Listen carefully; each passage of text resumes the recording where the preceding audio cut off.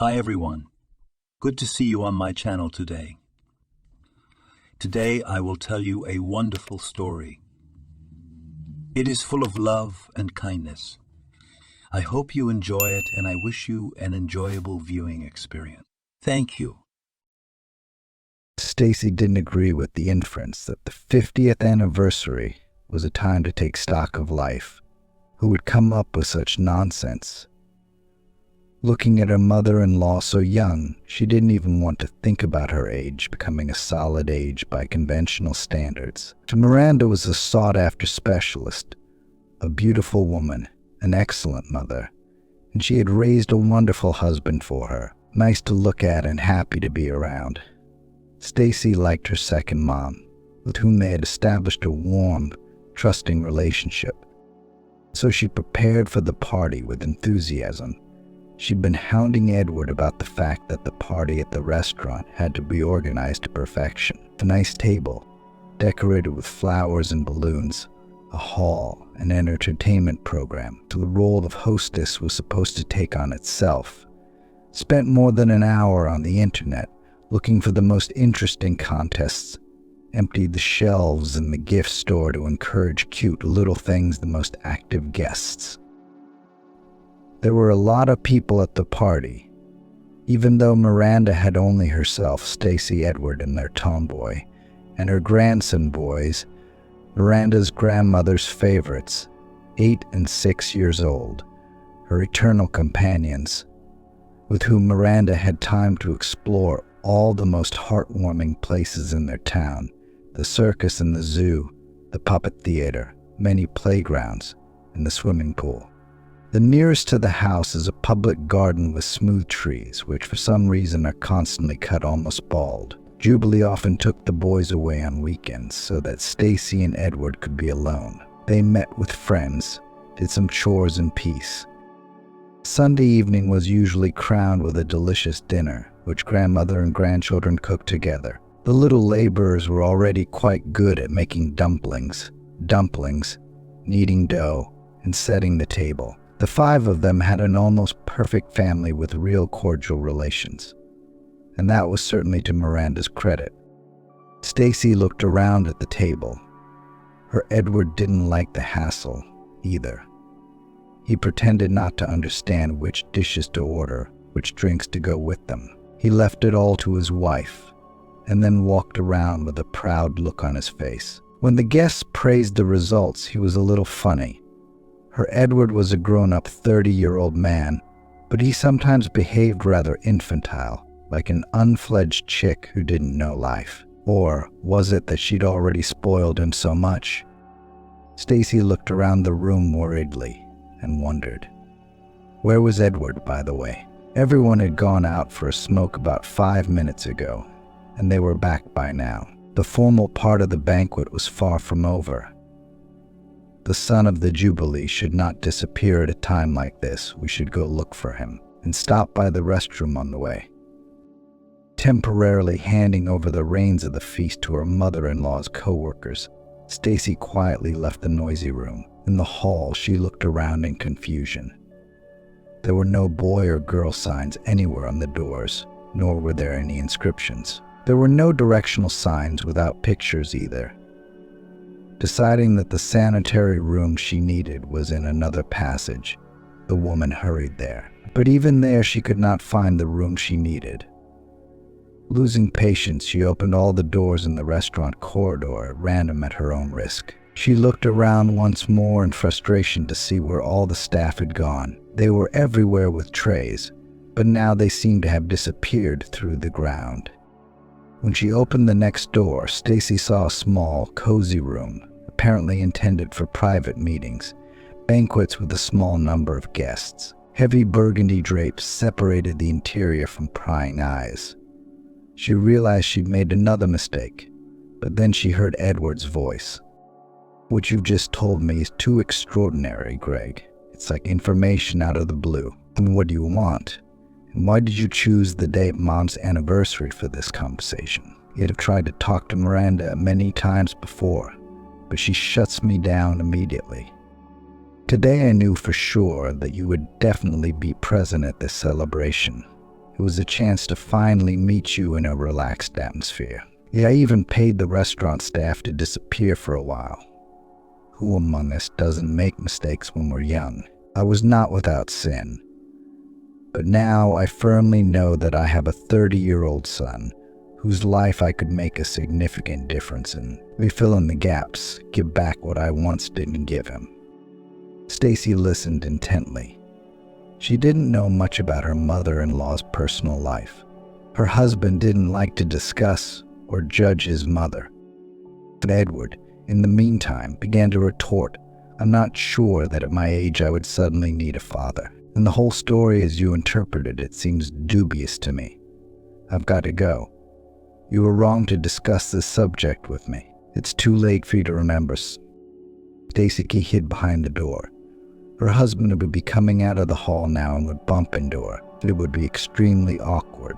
But she did manage to catch the end of the conversation. Greg slipped his card into Edward's pocket with the words, "Before you give up on me altogether, son, do some research about me on the internet. There's a lot of information there, even in the public domain. Do not rush to cut from the shoulder. I think about it. My personal cell phone number is on my business card. I'll be waiting for your call." After this mysterious character left, the hallway of the restaurant seemed to come alive with staff appearing out of nowhere. Stacy headed for the restroom, and Edward hurried to his mother's room. The fun resumed with a renewed vigor. Miranda was loved both at work and at home, so everyone wanted to give her as much attention as possible that evening. After the party, they could barely fit all the flowers in the car. Edward's mother wasn't spoiled, always living modestly, and here was such an abundance of flavor. The anniversary had been a success. Stacy didn't want to ask Edward any more questions. Their relationship had always been built on mutual trust, so she was sure her husband would be sure to share the news with her after the party. But one day passed, then another. Silence. Stacy concluded that he wanted to talk about the meeting with his mother first. 2 weeks flew by. Though their family life was not monotonous, everything was scheduled in advance on weekdays. You wake up, breakfast, the eldest to work, the youngest to school and kindergarten, and then dinner, lessons, reading fairy tales, sleep. On the weekend, we visited Miranda again. But strangely, it was as if she still knew nothing about Edward's meeting with her father. And Stacy wondered if Edward had kept silent. He hadn't told his mother anything. And then the unexpected happened. Stacy didn't even know what else to call it. Edward came home from work shiny as a shiny coin. He called his wife and kids to the window and bragged, "Look, guys, what did Daddy drive home from work today?" The sons rushed to the window. Right below it, across the street, a brand new foreign car shone with gray shiny sides. "Such a beauty," Edward said admiringly.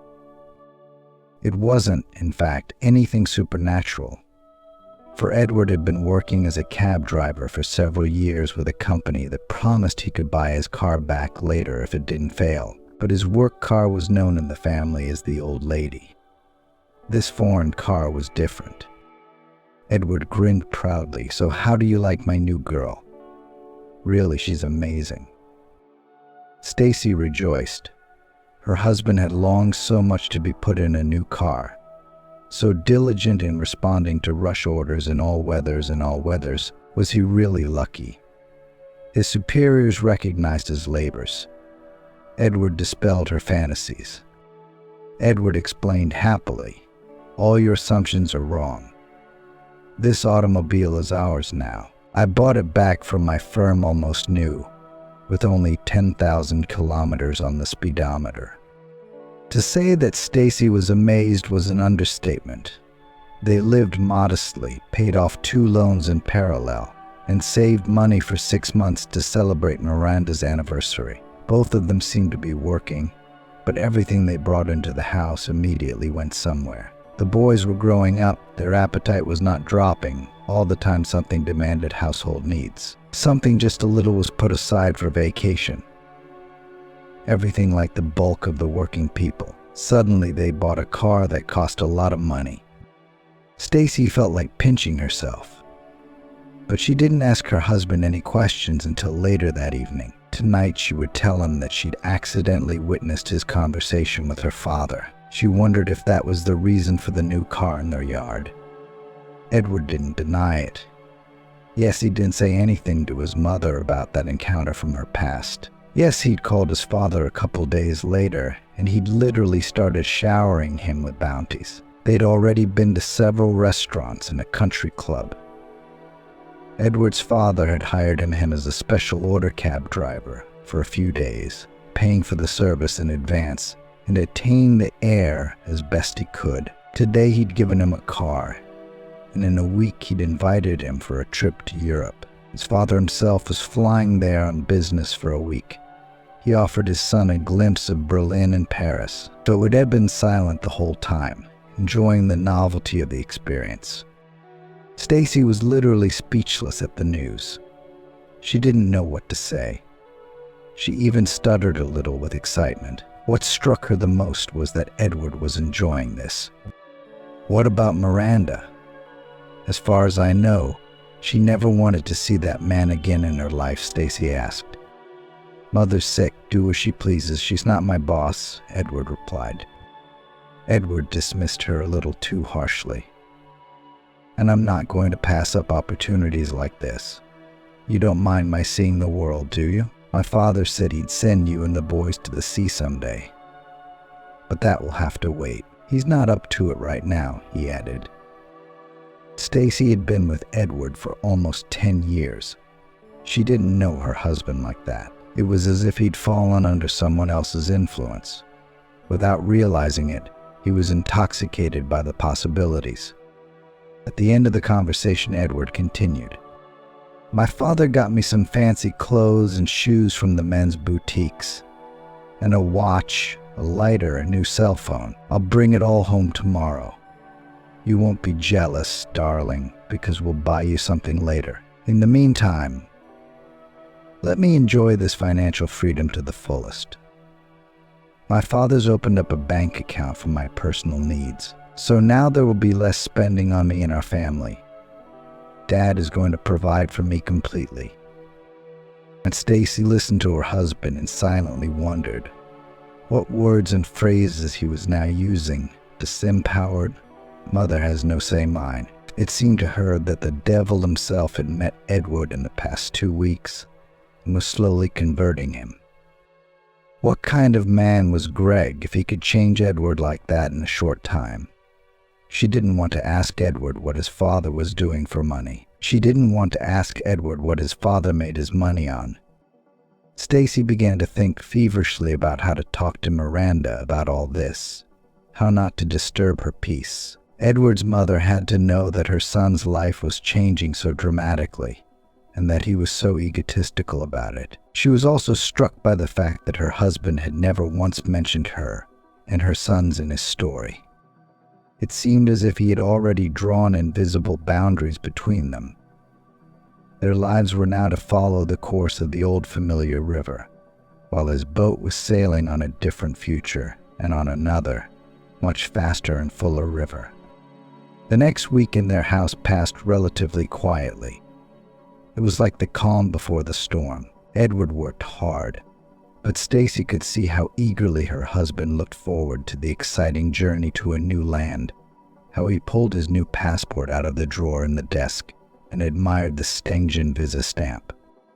In the past, a trip to Europe would have been a miracle for her and Edward before they'd had time to earn such luxuries. Now Edward's eyes burned with a feverish gleam. He didn't care about his wife and children now. He was setting himself up for a rich life of discovery. Miranda's family and Stacy's parents were close in social status. Edward's mother had worked all her life as a knitter in a small atelier. Her customized pieces were in demand, but they didn't bring in much income. In the knitting workshop was already old equipment, and the enterprise could afford to buy thread and fabric not the most exquisite. Miranda possessed all the manual techniques of work: needles, hook, if necessary, embroidery. But the clientele in their establishment was modest, only the merits that year after year the same people came to them with orders. She was never out of work. It was enough for her and Edward to live modestly. Stacy's parents were working class, working in a bakery. He is a machine operator, she is a baker. They lived poorly, but decently. They raised Stacy. She met Edward at a youth disco in a club where she worked as a decorator. They became instant friends. Everything around them seemed native and understandable. After a year of dating, they married quietly, without any doubts. They lived cozily in the apartment of Stacy's grandparents, who had long ago moved to the countryside. They made some cosmetic repairs, waited and then raised the boys, almost 1 year old. It's just like everyone else's. No frills, but very hearty. Thinking about all this, analyzing her past life, Stacy tried to understand, is it not enough for a person to be happy with simple family values? In fact, all of us deceive ourselves that we are ready to be satisfied with little, but in reality we dream of much more. We hide such thoughts inside, not letting the genie of greed free. And at the first call we forget universal values and rush after the golden calf. Is it possible to resist the temptation to become rich without effort? Or does it depend on the person? Everyone has his own fetish and his own god.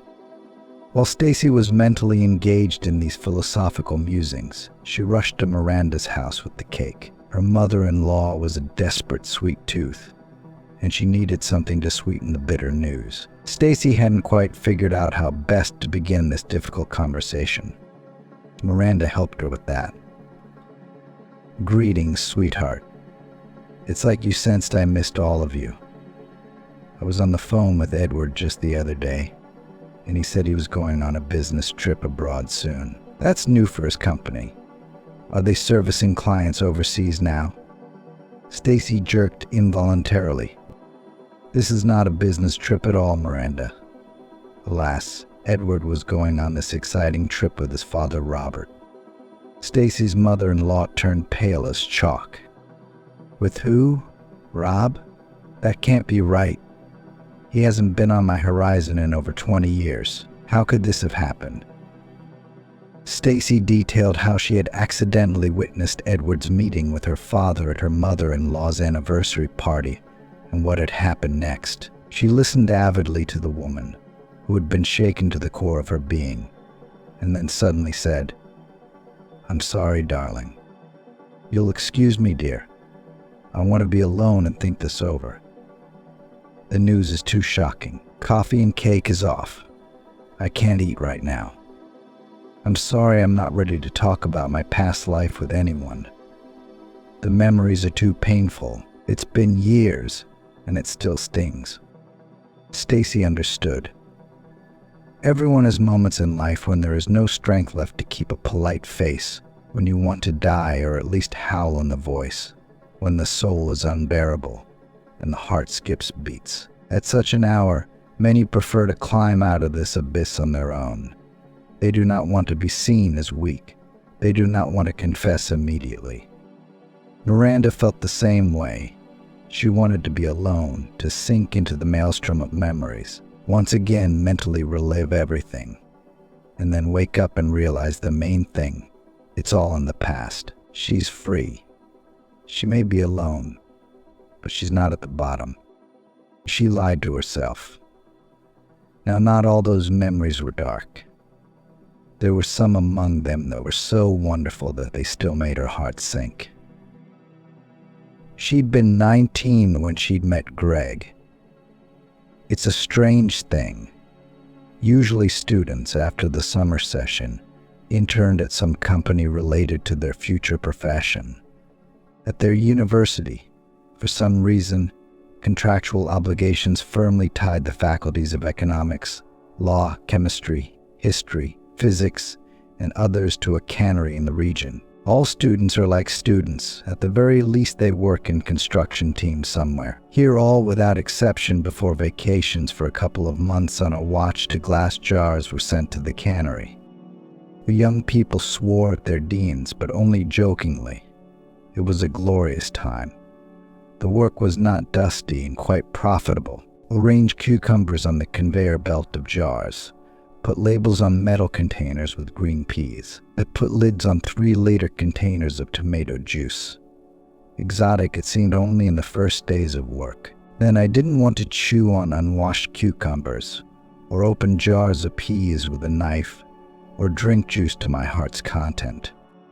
In the arsenal of unusual practice, also had the following charms: hearty food in the factory canteen for pennies, well-appointed barracks around a huge sports ground where during the day non-working shifts race soccer and volleyball, and in the evenings put a tape recorder with large speakers.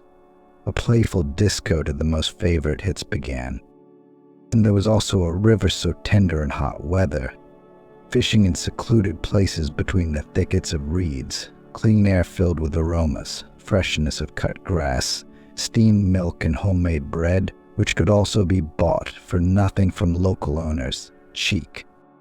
The work schedule is convenient. Pile at the conveyor or at the factory, in the shop, where the cans are already packed in boxes. 3/1 shifts. Free. In the night shift of the future, 3 sleepless vigils, and only the next evening to take over the day. All household tasks can be solved in time, and already in the evening at the disco, dashingly dance. And after 3 night shifts, so in general Laffa for 2 whole days off. You can swim in the river as much as you want, sunbathe until blackness, or even go home to the city on a high-speed rocket. None of the students usually complained about such practice. 2 months flew by almost like a day. Miranda was very fashionable when she was young, a good woman's mature beauty, which her peers could not yet appreciate, but older men do. That's why she had more and more older gentlemen at her dances. Local young men who dropped in on the fire immediately singled her out in the crowd. Senior students also paid attention to her, especially when she wore her bright red sundress with large white polka dots. She pulled her hair into a fluffy wavy ponytail the color of ripe wheat, emphasized her figure by tightening a white leather sash around her waist. You could put such a beauty on the cover of a magazine about Russian beauty. That was how Greg had asked her to dance one summer evening. He was a student of the penultimate year, or rather, he had already passed to the 5th year, even was something like a counselor in one of the groups of freshmen who got to the canning practice for the first time. In a slow dance to the mesmerizing sounds of blues, he led the girl confidently, gallantly, maturely. 1 dance, 2, 3. It was as if he didn't want to let her out of his arms. She melted in his arms like a wax candle. Strong, tall, strong, and yet somehow touchingly affectionate. Vysotsky once said in his song, he came out height and face, thanks to his mother and father. The same could be said about Greg's appearance. He was a pleasure to be with, and it soon became clear that he was also very interesting. Miranda herself was a pretty smart girl. She studied philology and read a lot of books. She had applied to journalism, but had fallen short. She was always desperately imaginative and imaginative, but her father and mother had convinced her that teaching Russian language and literature was a very down-to-earth profession for a woman. Miranda sighed heavily. How did her parents dream that their girl would grow up to be intelligent? She had to have a higher education. It didn't work out. First, she gave birth to Antosha in her 3rd year. Then the parents, severely experiencing a fatherless grandchild, somehow began to get sick one after another. Miranda was a late baby. They wanted so much for her to be happy, but all their hopes were dashed overnight. Everything went wrong after that unfortunate internship. But her parents were wrong about one thing. She hadn't just been happy, she'd been floating above the earth the entire time she and Greg had been having an affair, an all-consuming and hot, unrepeatable affair. He'd taken her out for a walk almost immediately after 3 romantic dances. Silver stars shone in the sky, and wildflowers smelled wonderful. Somewhere in the distance, the village dogs barked softly. The light in the windows of the quiet houses became hardly noticeable. Above all this splendor of the summer night watched the full moon with yellow cheeks. She was calm. A peacefulness reigned in her nocturnal household. Just the two walked, embraced, down a small paved path toward fields of some kind of crops. Near the field, Greg took off his shirt, laid it on the grass, and invited Miranda to sit down beside him. Miranda forgot about everything in the world, and he didn't let her go until dawn. Both of them had the next day off. After the first intimacy, Greg expressed considerable surprise. "You look outwardly like an experienced woman. How misleading. I didn't expect to be your first." Miranda waved it off, said she never thought about it and knew it was bound to happen to her someday. She had fallen in love. Or rather, even fell in love with her dance partner. That evening she trusted him immediately, completely and irrevocably as herself. After the hot night, they both slept a little in their barracks. Then Miranda woke up in the bed that was right next to the window on the first floor. She woke up to something tickling her face. "Wake up, Kate. There's a river, velvet sand, a bottle of wine and meat pies waiting for us. Sorry, ladies, I got what I could." She opened her eyes wider and saw that on the wide windowsill beside her bed was not a beda, but a whole stack of wildflowers. What's more, it was tied with her white leather belt. Greg laughed. "Did you forget that feminine accessory of yours? And right in that very grass. I was picking flowers, I found it." Confused, Miranda smiled. "Let's get ready. At 12, we'll have a picnic with breakfast right on the riverbank." There were more meetings later. Greg didn't hide their relationship, and Miranda walked everywhere with her head held high. The man next to her, in the dining room, he was the first to put on the trays of dishes for two. He brings her a chocolate bar with nuts, which costs more the whole meal.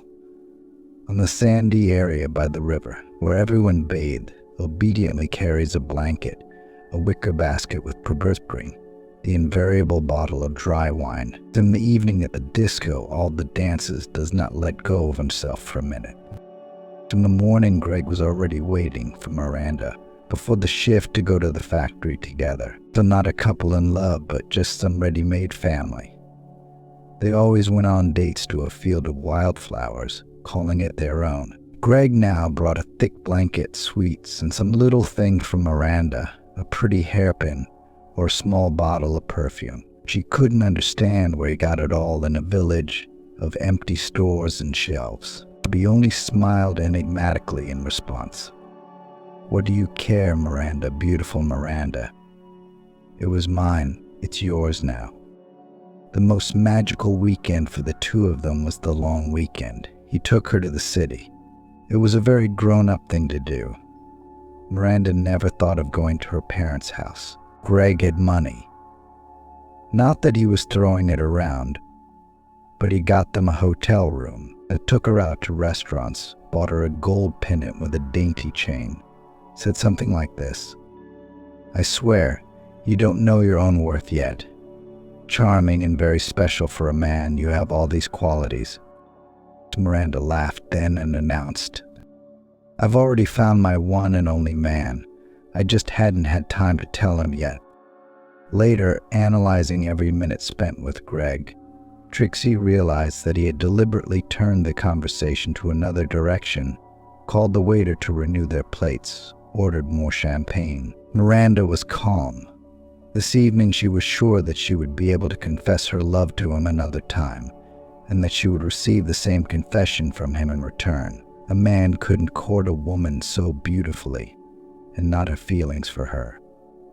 It's obvious. It doesn't require proof. They did not return to the camp from the city until nightfall.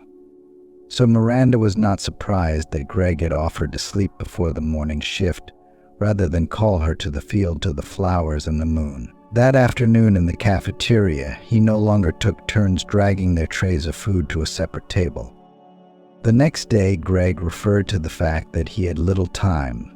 There were problems in the workshop with the underlings. In the evening at the disco, he did not invite Miranda to dance at once. He was silent and thoughtful. Then he invited a new girl who had recently arrived at the internship for a slow dance. She was bright. Miranda characterized the girl as slutty, but that didn't stop Greg. Half an hour later, Miranda went to the barracks for a drink of water. When she returned, she found that Greg had disappeared. Neither he nor the perky young woman in the short skirt were anywhere to be seen. Miranda couldn't believe her eyes. It couldn't be. Attentive, affectionate, warm in his attitude to her, Greg could not have left her like that. After the disco was over, Miranda didn't fall asleep. All night she kept watch in the dark at the window while all the girls in the room slept peacefully. The couple didn't show up until morning. They were walking in each other's arms, obviously pleased with each other. When Miranda saw that picture, she felt such a terrible pain that she thought her heart was going to stop, and her window passing by and not noticing her. The man she loved didn't even look at her, whispering something in his new lover's ear. All the next day, Greg and his chosen one seemed to quench Miranda's eye on purpose. Greg walked past her like she was nothing. He didn't notice her at all. What was going on? Miranda couldn't find a place to be, and by late afternoon she came down with a high fever. But she fell into dreams, nightmares, delusions. So in their room was a senior female student with the rank of counselor. She sat down on Miranda's bed and said, "You've been having an affair with Greg, if I'm not mistaken, haven't you?" "Oh, you shouldn't be. He's married. You'd have to walk a mile away from a guy like that. He's kind of a lone wolf in our class. He looks young, though he's already in his 30s. He's from Georgia, but by blood he's not a pure representative of this nationality. According to his customs, he got married before the army. Then he served and studied at the second university. We laugh that he's running away from his wife to Chicago, where morals are freer. He's a ladies' man, Miranda. Never missed a girl in our class. And when he's done having affairs with ours, he's moved on to other departments. And this one fell for it. Get over it. Try to forget him as soon as possible. Trust me, it's for the best. He's never gone back to any of his girlfriends twice. Chalk it up to a fling during practice." After talking to their practice mentor, Miranda felt even heavier in her heart. She couldn't believe it could happen. Greg looked at her with such loving eyes, such words whispered in her ear at night in the field. That kind of behavior couldn't be fake. She must talk to him about it. Miranda's fever broke after a couple days, but her misery, alas, could not burn out in that feverish fire. She loved Greg so much that her cheekbones drooped as soon as she saw him anywhere, but he acted as if nothing had ever happened between them. What's more, he was already out with someone else. The beautiful, brave girl who had crossed Miranda's path had been dumped far more quickly than Miranda herself had once been. But this discovery gave her no pleasure. After a couple more days, she decided to choose the right moment and explain herself to Greg. Let him tell her to her face that everything was a mistake, and he didn't need her anymore. Now she spent days mentally rehearsing the conversation with her lover, role-playing it, thinking up the right questions and finding good answers. Soon she was 100% ready for the dialogue. Miranda went up to the second floor of the barracks where Greg's team and himself lived. Also confidently, she knocked on the coveted door. Let everyone see that she had come here on her own. The knock was answered with, "Come in. It's open." Miranda shuffled into the room where there were 8 bunks.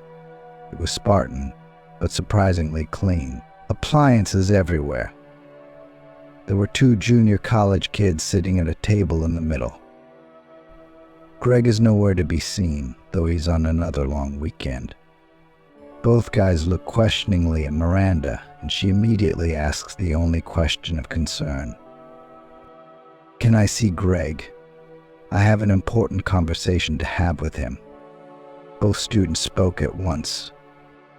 "So he left yesterday, excused himself from practice for good.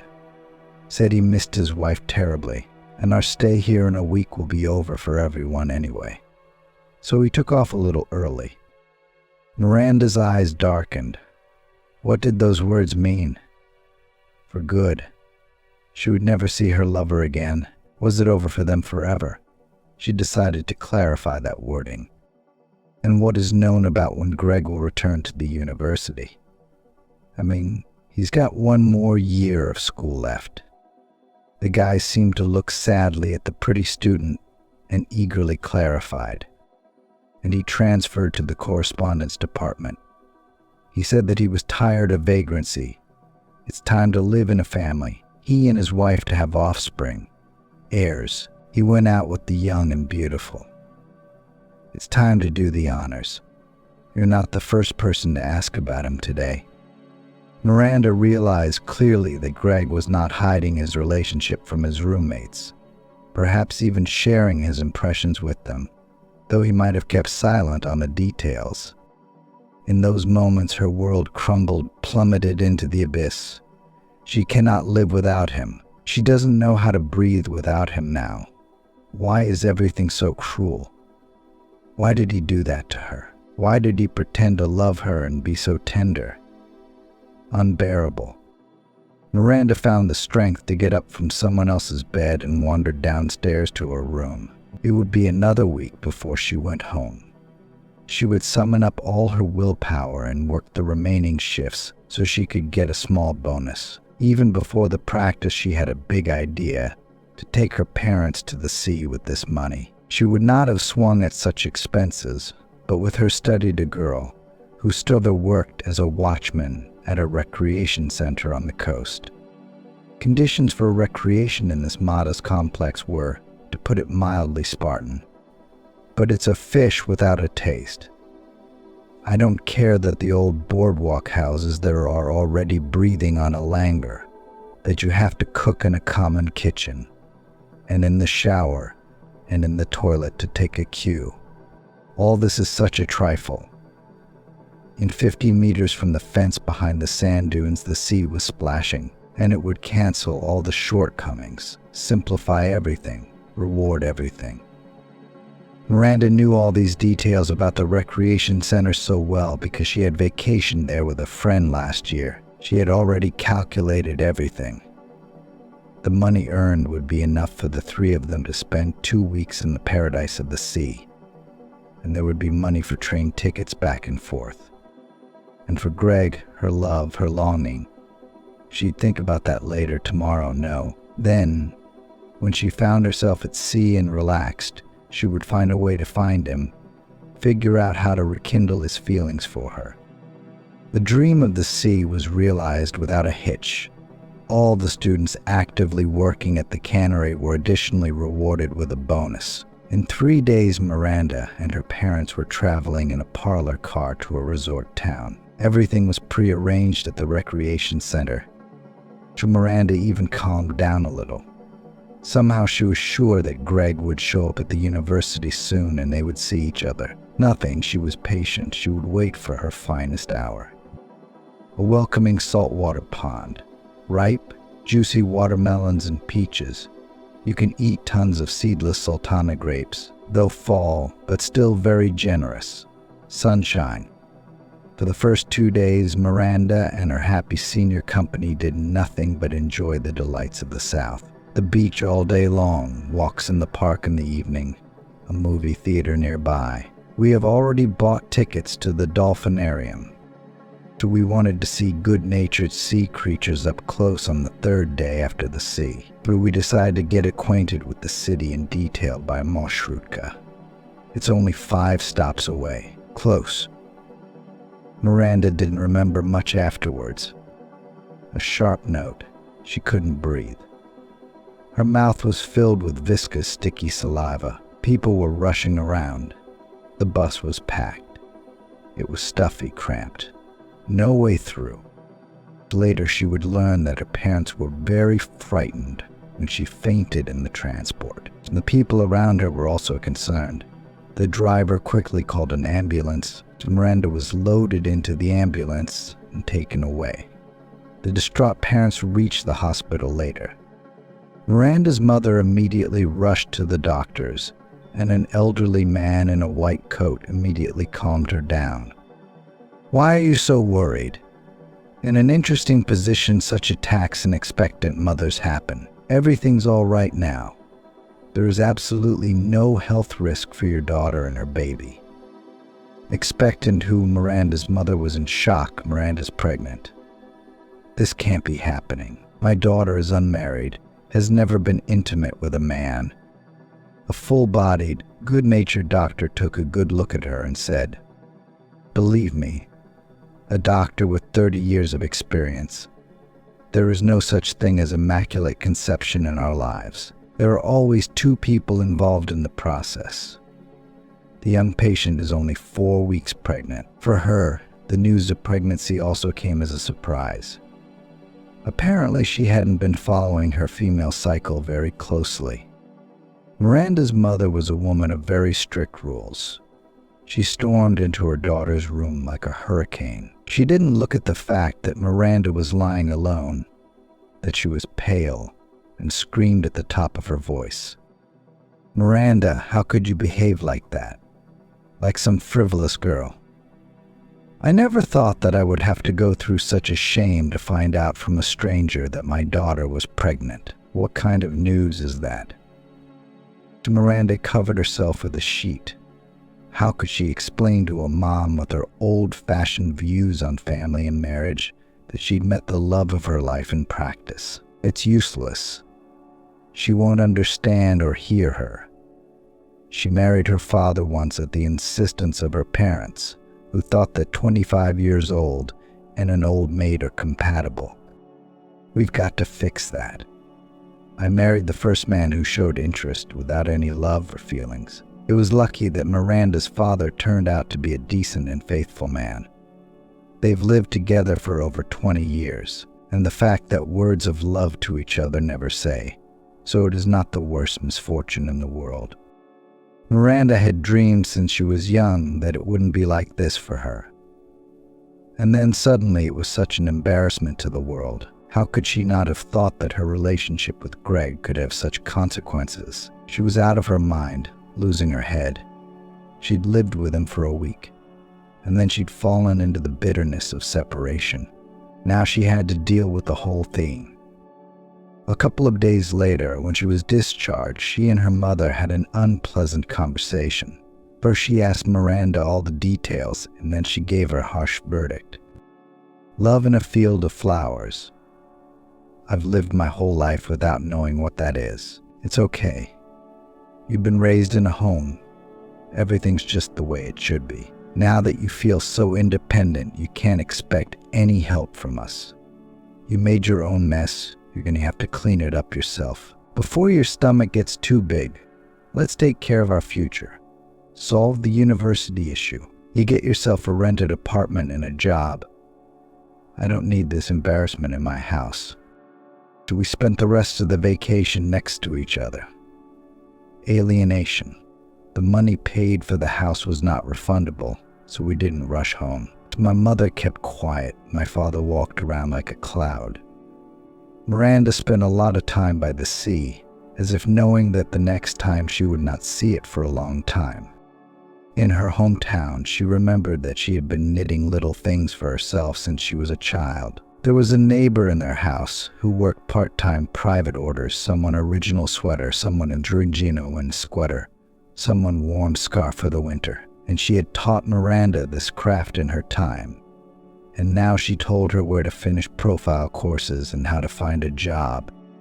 This job became a gift for Miranda, a lifesaver. She did it well, tastefully, somehow unexpectedly, stylishly and sympathetically. One trouble with it was, Miranda did not know how to look for the right, rich clientele. That for a large family of many children, she would bind everything, then to lonely old people for half the price of a warm sweater or socks. People loved her for it. People always brought her gifts for little Edward, an apple, candy, and cookies. Miranda's mother kept her word. She was not interested in her daughter, and grandson did not help, withstood the principles and character. Miranda was also lucky to have a place to live. The same kind neighbor introduced her to a grandmother who rented a room, her 3-room apartment. The rent was symbolic: to clean the whole apartment 3 times a week, to boil some liquid chowder, soup or borscht for an old lonely woman. That's all the demand of a single mother. Miranda was more than satisfied with all this. Granny could always be left for an hour with a rather quiet Edward. The son was a trouble-free child. He didn't pick up any childhood illnesses. He went to the nursery, to kindergarten, to school, to the after-school program without tears and caprices. With the same appetite ate porridge, mashed potatoes, and cakes. Despite the composition and scarcity of the diet, all considered equally tasty. The weak link in their small family was only one thing. They had always lived tightly from one Miranda's paycheck to the next. Miranda didn't ask for any luxuries from heaven, but they could get ridiculous with money.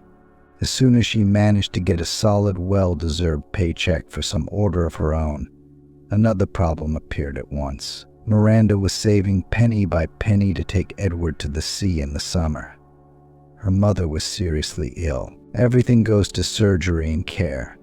She's not going to ignore her aging parents like she once did hers. A semblance of a hint of a tidy sum is being collected. The prospect of Edward getting a college education looms. He had so dreamed of graduating from the Transportation Institute. The question of becoming the owners of the apartment where they had already lived for so many years at their grandmother's house came up. When it turned out that the old woman has made a will on Miranda, litigation with distant relatives suddenly appeared from somewhere. Lawyer, notaries, court costs. Miranda wins 3 trials in a row, but her purse is empty again. If you dig into the past, you'll find many more colorful memories of necessary and unnecessary expenses that are out of line. About Edward's graduation from a very different department, not a desirable one, that his studies afterward might well be called, as the popular saying goes, a waste. Miranda, from early childhood, her son was guarded in every possible way, so that he would never know how terrible it is if you are abandoned by your parents just for being pregnant without a husband. And it can be shocking to neighbors, acquaintances. They were touchingly, endlessly friendly. Miranda and Edward are like, mother and son. And now Greg has come between them. He's trying to destroy her fragile world with his nasty hands again.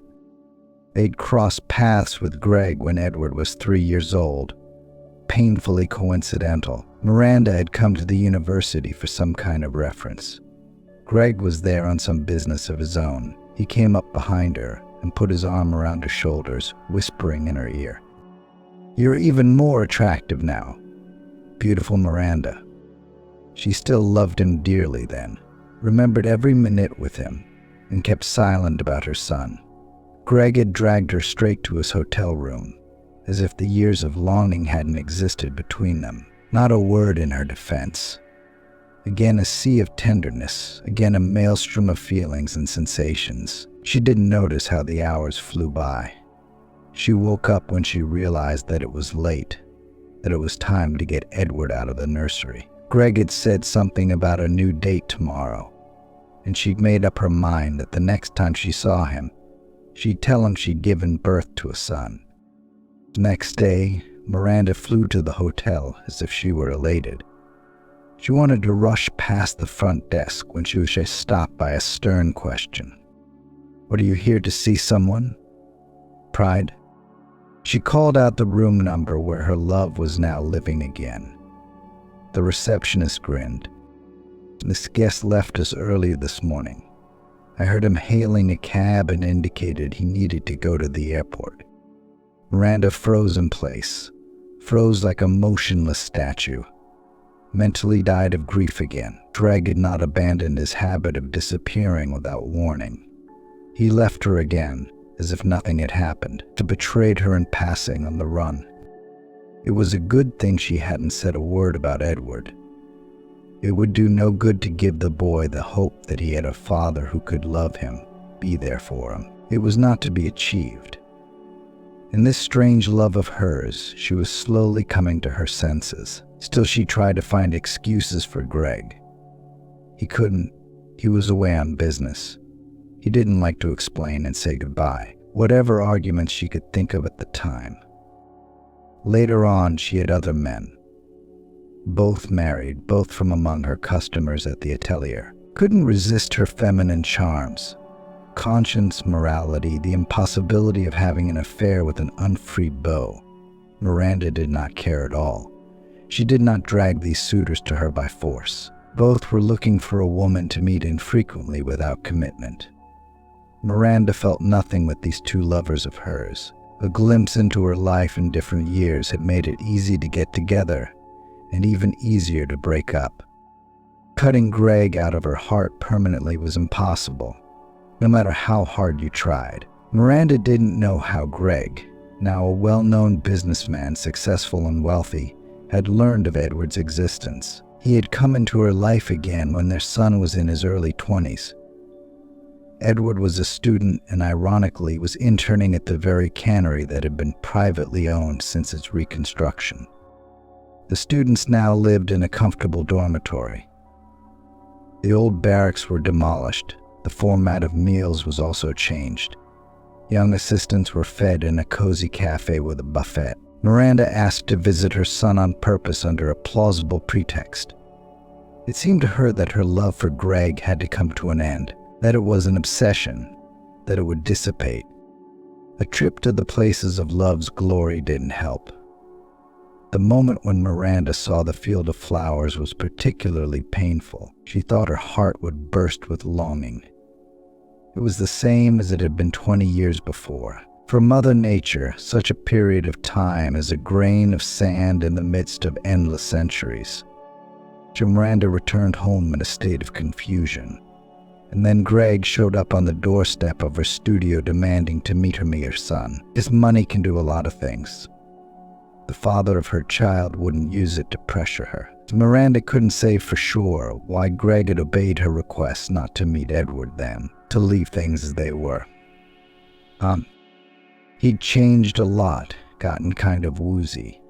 More ingratiating, she'd say, but also slippery and insincere. It was the first time he had taken off his mask and revealed his true nature to her. True, tried at first to press on pity, said that other children God gave him no other children. It seems that his wife was barren. She grew old quickly. What's the point of having a baby? Greg then quickly disappeared from her horizon again. He never asked to be alone again. She wouldn't have fallen for his appeals again. After he left, she realized for the first time that she was free of his charms, and the fact that she was alone was nothing. She had Edward, her soul, her joy. It didn't matter that he was a little indecisive, but he was affectionate. It didn't matter that he wasn't strong, but he was kind. And when Stacy came into their lives, they got married, they had grandchildren. Why did Greg do this to them, tempting Edward with money, keeping him away from his family? When would this man leave her alone and stop meddling in her life? Stacy showed up at Miranda's house after Edward left for Europe. She came for a weekend sleepover. Staying in an empty house without her husband was hard. From the doorstep, Stacy noticed that her mother-in-law had changed, as if she had relived her life and found peace of mind. After putting the boys to bed after a walk, the two women got to talking. Stacy tearfully told them that Edward had stopped paying attention to them and had fallen into a carefree life. It got to the point where he was disgusted that he pushed aside all the things Stacy had prepared for him to take with him on the trip. I'm not going to be disgraced in Paris in this junk, throw it all away. Or if it's pathetic, give it away to the homeless. I'll have a whole different closet next to Daddy now, he said indignantly. Miranda frowned. Greg, in a short time, had already managed to lead her son into the temptation to appear rich rather than be. Those were damaging lessons. She'd spent her life teaching Edward otherwise, and her heart clenched painfully. Greg appeared to her as a predator, destroying their family. She finally made up her mind and told Stacy the whole story of her love story without a word. After all, love is never a sin. Whatever the circumstances of each love story, Stacy listened breathlessly and then spoke her mind sincerely and fervently. "Mom, don't listen to anyone. I think you're just unlucky. Do you remember the old song, 3 Happy Days I've Had? Well, it's the same for you. A whole week of unbelievable happiness. A field of flowers is a true passion. Who can judge your heart? And what would have happened to me if you hadn't had Edward, and I hadn't met him? I am in pain now. I see that my husband is not with me. But I love him very much and I will fight for him, just so long as his father doesn't corrupt his soul." Miranda put her arms around her daughter-in-law, pressed at her side, and mumbled, "Beloved daughter, if you love truly, you love not for any extraordinary qualities or even deeds, but in spite of everything. Now you and I will be patient and wait for your husband and my son. Let us hope that the temptation of wealth and luxury will not hurt him irreversibly." They fell asleep in the morning, each indulged in her own thoughts for a long time. Stacy kept seeing images of the movie Troy with Brad Pitt. The Trojan horse was a tricky idea in her head, and the same phrase kept coming up, "Fear the Danites who bring gifts." It seemed to her that this was the kind of giver whose gifts would not bring them happiness. Edward was sitting on the outdoor terrace of a medium-sized Parisian cafe, which Greg dismissively called a cheap diner. He explained to his son that in the French capital one should not try to get into a high-end restaurant at all, and the price of dishes will be exorbitant. Waiters will shine with snow-white smiles and obligingly look into your eyes. But that's where all the glamour ends. The taste of culinary masterpieces in Paris is almost the same in all establishments. All the cooks here know how to keep their mark, and those who don't will be quickly taught a lesson by a stern lady named Competition. Edward heeded this science. To be rich and free of prejudice seemed tempting, but it was too complicated for him. The onion soup didn't impress him, and the famous ratatouille reminded him of the vegetable stew Miranda had made. But in spite of everything.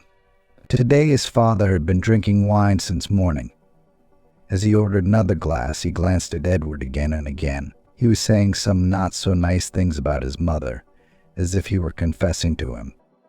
"Miranda was the best in my collection of women. I don't remember many of my friends, but I remember her sometimes. No one else could give me a child, and she did it. It was like she was made for me. It was a special pleasure to be with her." Edward was a little uncomfortable with Greg's revelations, but he didn't dare object. Edward sat in silence. He was still afraid that his father would change his mind about introducing him to Paris. He would think his son was boring and not very smart. And he really wanted his father to like him, and not just because he was rich and generous. Edward had lacked the strong shoulder of an older man, a mentor, a friend, but he was wary of sharing those thoughts with his father. Would he get the right idea? And Greg still didn't calm down. My current women over 60 in general began to interest me less. Probably I have already used up all my ardor, and in the rest I do not understand what I really want. I found myself decided to play fatherhood. I can't say for sure whether I'm excited about it or not. Edward froze in place. He wondered if a man could be so devastated in his lifetime by the money that made him feel free to do anything. His father had been a cynic for whom nothing was sacred. He had never loved anyone, never been attached to anyone. Edward suddenly missed his mother, Stacy, his sons. He wanted to be home, close to them, and let there be only boiled potatoes and herring on the table. No big deal. But in his old world there was real, genuine love. They were all happy in a simple, unpretentious way. His eyes darkened, and he suddenly hated his father and his rotten theories. What kind of a fool was he to try to trade his soul values for the charms of the French capital? There is nothing so special in this city as it is painted and sung about. Yes, the legendary Louvre and the Eiffel Tower, a bunch of outstanding sights, but now he was struck by the feeling that Greg was beautiful only from the facade, like Paris, and inside he was dark. There was no room for anyone. His desire to meet his son was just a temporary whim, a deception. So Edward wanted to get away, to go home, to see and hold his own. Money and opportunity didn't matter to him. He didn't want to think of Greg as a father anymore. Sitting a sudden indisposition, Edward retreated to his room. It was a shame he was so inexperienced at traveling. He didn't know how to order or change tickets abroad, nor did he speak French or even English. He didn't want to see Greg anymore, nor did the further route to Berlin and Rome appeal to him. What were his years? He would earn his own money and bring the whole family here. Although perhaps happiness is not in Paris or Rome. It's important who's with you, even if you just went for a walk in the neighboring park. Toward evening, the young man went down to the hotel lobby. His father was nowhere to be seen, but there was a young receptionist at the front desk humming something to herself. Edward listened. The woman was singing in Russian, and he rushed over to her to ask for help. Heaven itself was on his side now. Miranda was making dumplings with potatoes, her favorite dish, to keep her restless hands busy. Only she'd have to eat them herself. Stacy is at work, fighting with the next posters in her club. The grandkids are at school and daycare. Saturday's a long way off. Her sad thoughts were interrupted by the doorbell. Most likely, the neighbor came again for salt, as they called it. The lonely woman sometimes dropped in for coffee on that or other pretext. Miranda would pretend that her maneuver of not being alone had not been figured out, treat the pleasant woman to something tasty, and they would chat for a long time. But it wasn't the neighbor who was on the doorstep of the apartment. Edward was standing there, out of breath, as if he'd been chased. He threw himself around his mother's neck and hugged her. Tears welled up in his eyes. "I'm sorry, I'm such a fool. I was in a fog. I followed that Greg like a dumb donkey after a sweet carrot. I ran away from him without writing a line, without saying anything or explaining anything. Now, somehow I don't think he's going to show up on our horizon again. As he puts it, he's played the fatherhood game. It's time to call it a day. It's a good thing you raised me on your own. Sometimes a father is superfluous in the family if he has an impure soul." Miranda listened to her son and wondered what Greg had to say or do to push even her boy away. It was a good thing that fate had decreed that she and Greg had not stayed together. She now realized definitively that the expression God took away had a very serious basis. Since the dumplings were far from ready, Miranda quickly made sandwiches for her son with his favorite Dr. sausage. She poured coffee, patted him on the top of his head, and sat him at the table. Edward tried to tell her that he had met a compatriot in a Paris hotel and that she had helped him. And now he had to send money for the ticket home that she had bought for him. He himself will now call into work, saying he'll be on shift tomorrow. He also wants to sell the car his father gave him and send him the money. He'll think about the rest of the gifts, or he'll return them too. He talked on and on. Miranda smiled contentedly, certain that faithful Stacy would understand and forgive her wayward husband. The boys were still young, and Edward's antics would go unnoticed by them. She would go into the kitchen and make dumplings. She won't eat them. She'll freeze them, hide them. By Sunday family night, she had no doubt that in a few days they would be having their usual sit-downs in her apartment. This time she really wanted to share her unexpected news with Stacy. Yesterday at work, she'd been accosted by a handsome man her age. He kept grabbing her arms, yelling, "Miranda, how can you not recognize me? We once studied together at the university. We worked at the cannery together." I used to bring you fresh cucumbers to crunch, and you laughed. I was head over heels in love with you, but with your beauty, did you ever notice simple guys like me? Miranda vaguely remembered a skinny, blonde boy who'd always been around, who'd given her his compote in the cafeteria when she'd been so thirsty she'd been upset that she'd run out. He even once asked her to dance at a disco, but she waved him away. She'd already suffered then. After Greg disappeared, she couldn't see the light of day. A former classmate dragged her out of the atelier to drink coffee, as he put it, to extract memories from a long box of cakes, and to rejoice that all this was in their lives. He told her that he also left the university when she took her documents and transferred to a military school. Then he traveled around the garrisons. He was married. His companion did not accept the harsh living conditions in military towns.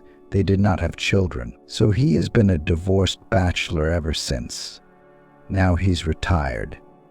He returned to his hometown to be closer to his parents' graves. His sister lives here. She sent him to the atelier to pick up the order. Miranda sat and listened to him, and he kept saying, "Miranda, do you realize that this is fate? God organized this meeting for a reason.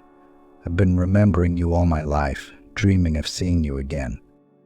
A little noisy, but obviously kind. They could be friends. Why not? Miranda thought for the first time in so many years that a man shouldn't be alone. He must be needed by someone. Everyone should have a home somewhere where he was always welcome. Anyone, successful or not so successful, rich or not at all, with no extra means of existence. Together with our loved ones, we are strength. After all, they love us not for what we have been able to achieve, but in spite of everything.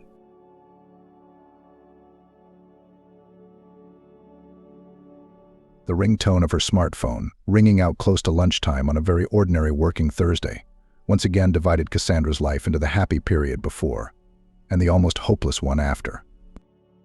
The word "mum" popped up on the screen, and although calls in the middle of the day weren't too common, the woman had no misgivings about it. Maybe Mum missed her or wanted advice on clothing choices. Cassandra put a pencil dot in the margins of the sheet with a variant of the customer's contract and hurried to take the call, so as not to worry her family with a long wait. As soon as the woman heard her mother's voice, which sounded unusually muffled, it seemed to her that her heart plunged downwards. It was obvious that this was not a happy event, and the assumption was unfortunately confirmed. "Cassandrachka, hello you, don't worry too much, please.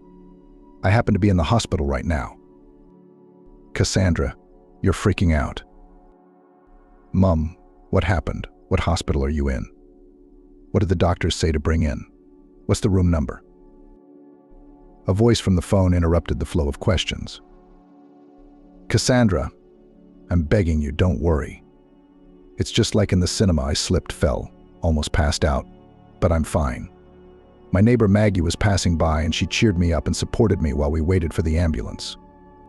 The doctor said I'll be fine, but I'll have to stay in hospital for a while." "Mum, why didn't you tell me before? I would have rushed over and helped.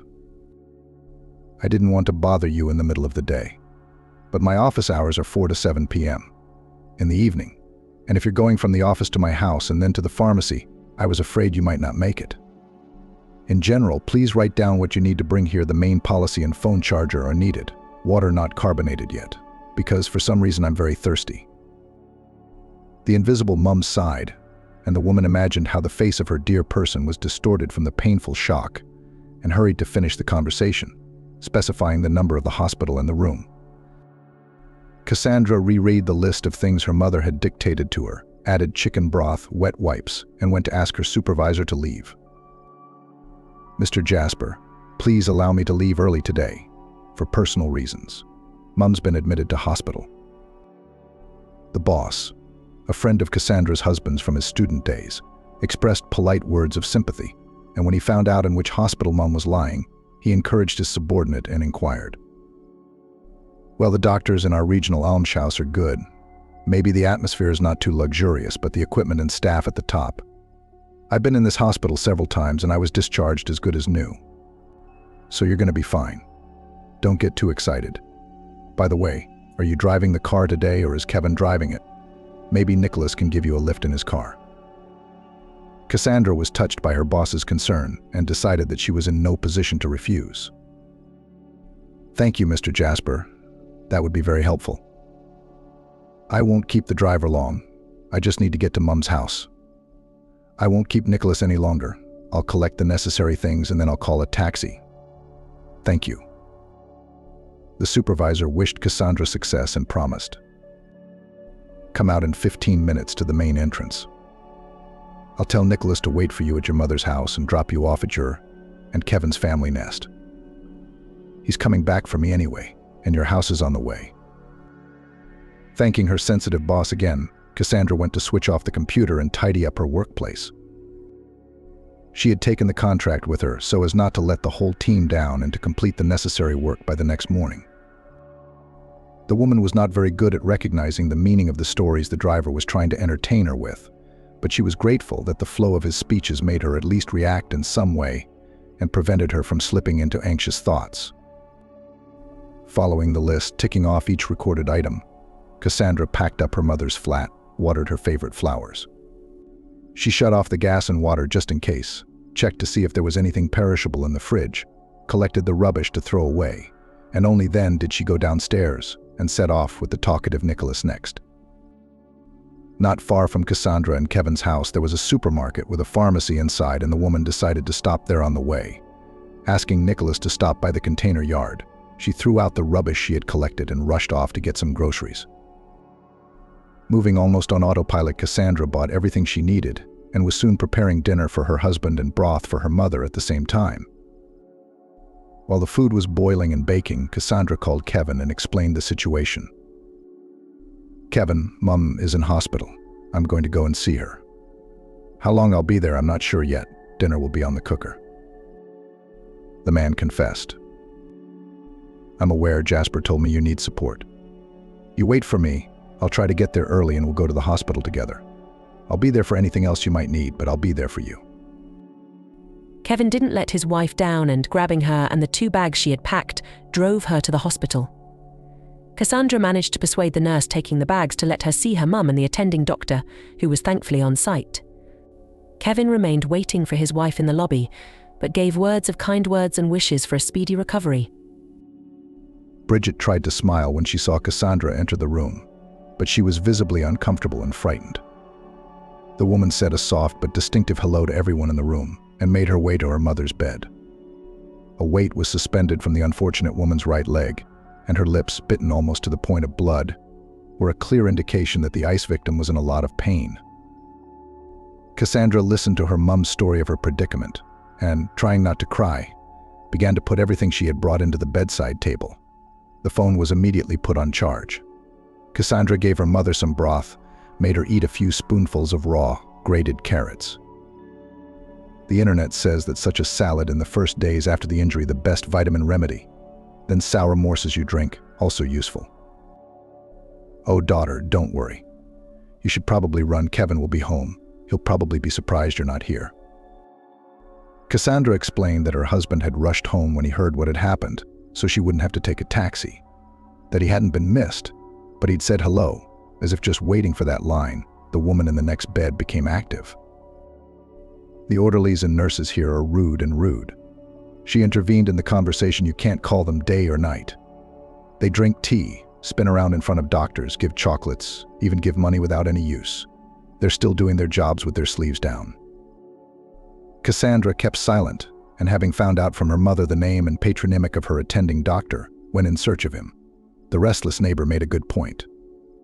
In the residence room, if not, then in the dressing room. Look, there, probably, with someone courtesy. Thanking the grumpy woman dryly, Cassandra went out into the corridor. The nurses in the trauma room, accustomed to all sorts of relatives, tears and hysterics, looked at the visitor, asking how to find a doctor with a mixture of irritation and fatigue. But one of them, who held herself like a superior, answered thoroughly. Mr. Oliver is in the superintendent's office at the moment. At that end of the corridor is the penultimate door. Wait there, or there is a bench near the resident's room. Cassandra waited for the doctor, and he recognized her as Bridget's daughter and invited her into the office. Showing a picture on the computer screen, Mr. Oliver explained, "If I may say so, your mum's fracture was a success. Generally, there are 2 treatment options." The man began to explain the nuances of each option, then asked, "Which option did you decide on?" Cassandra looked the doctor in the eyes but did not answer, but asked a counter question. "Tell me, Mr. Oliver, for example, if a patient with a fracture like my mother's was someone close to you, what would you recommend?" Smiling, the doctor replied briefly, "Osteosynthesis.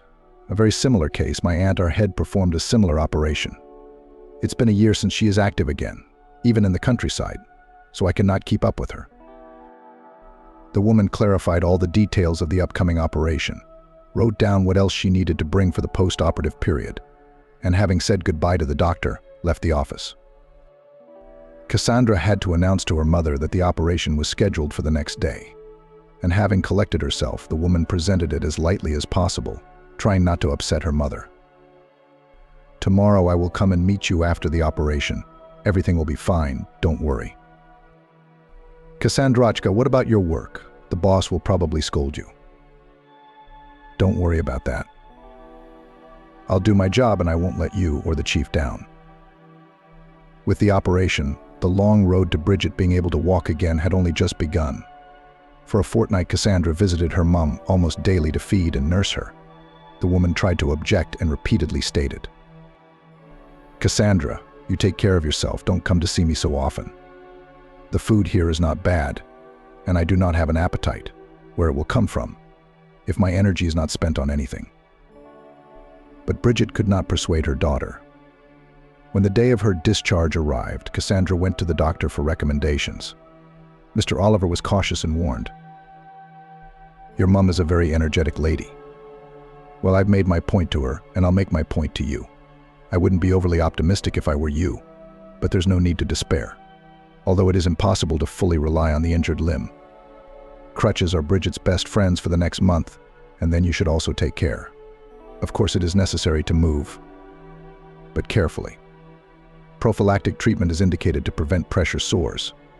I'll be expecting a follow-up X-ray in 6 weeks. We'll see how far along the bone is in the healing process. That's pretty much it." Cassandra checked.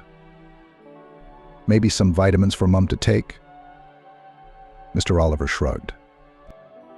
"Well, in principle you could. You'll have to get a rehabilitation plan from your local clinic." Cassandra called a taxi specializing in transporting people with limited mobility, and after a heroic journey through the streets, Bridget was finally in her flat. Cassandra faced a new problem. Her mum's physical condition still left much to be desired. Even a simple trip to the bathroom or kitchen could result in a new injury. For the first time, Cassandra came to Bridget twice a day, and by the New Year holidays she was almost exhausted. The traffic jams were taking up so much time that there were only a few hours left for sleep. Cassandra turned to her husband. "Kevin, let's get Mum to come stay with us for a while. At least I won't have to go back and forth between flats."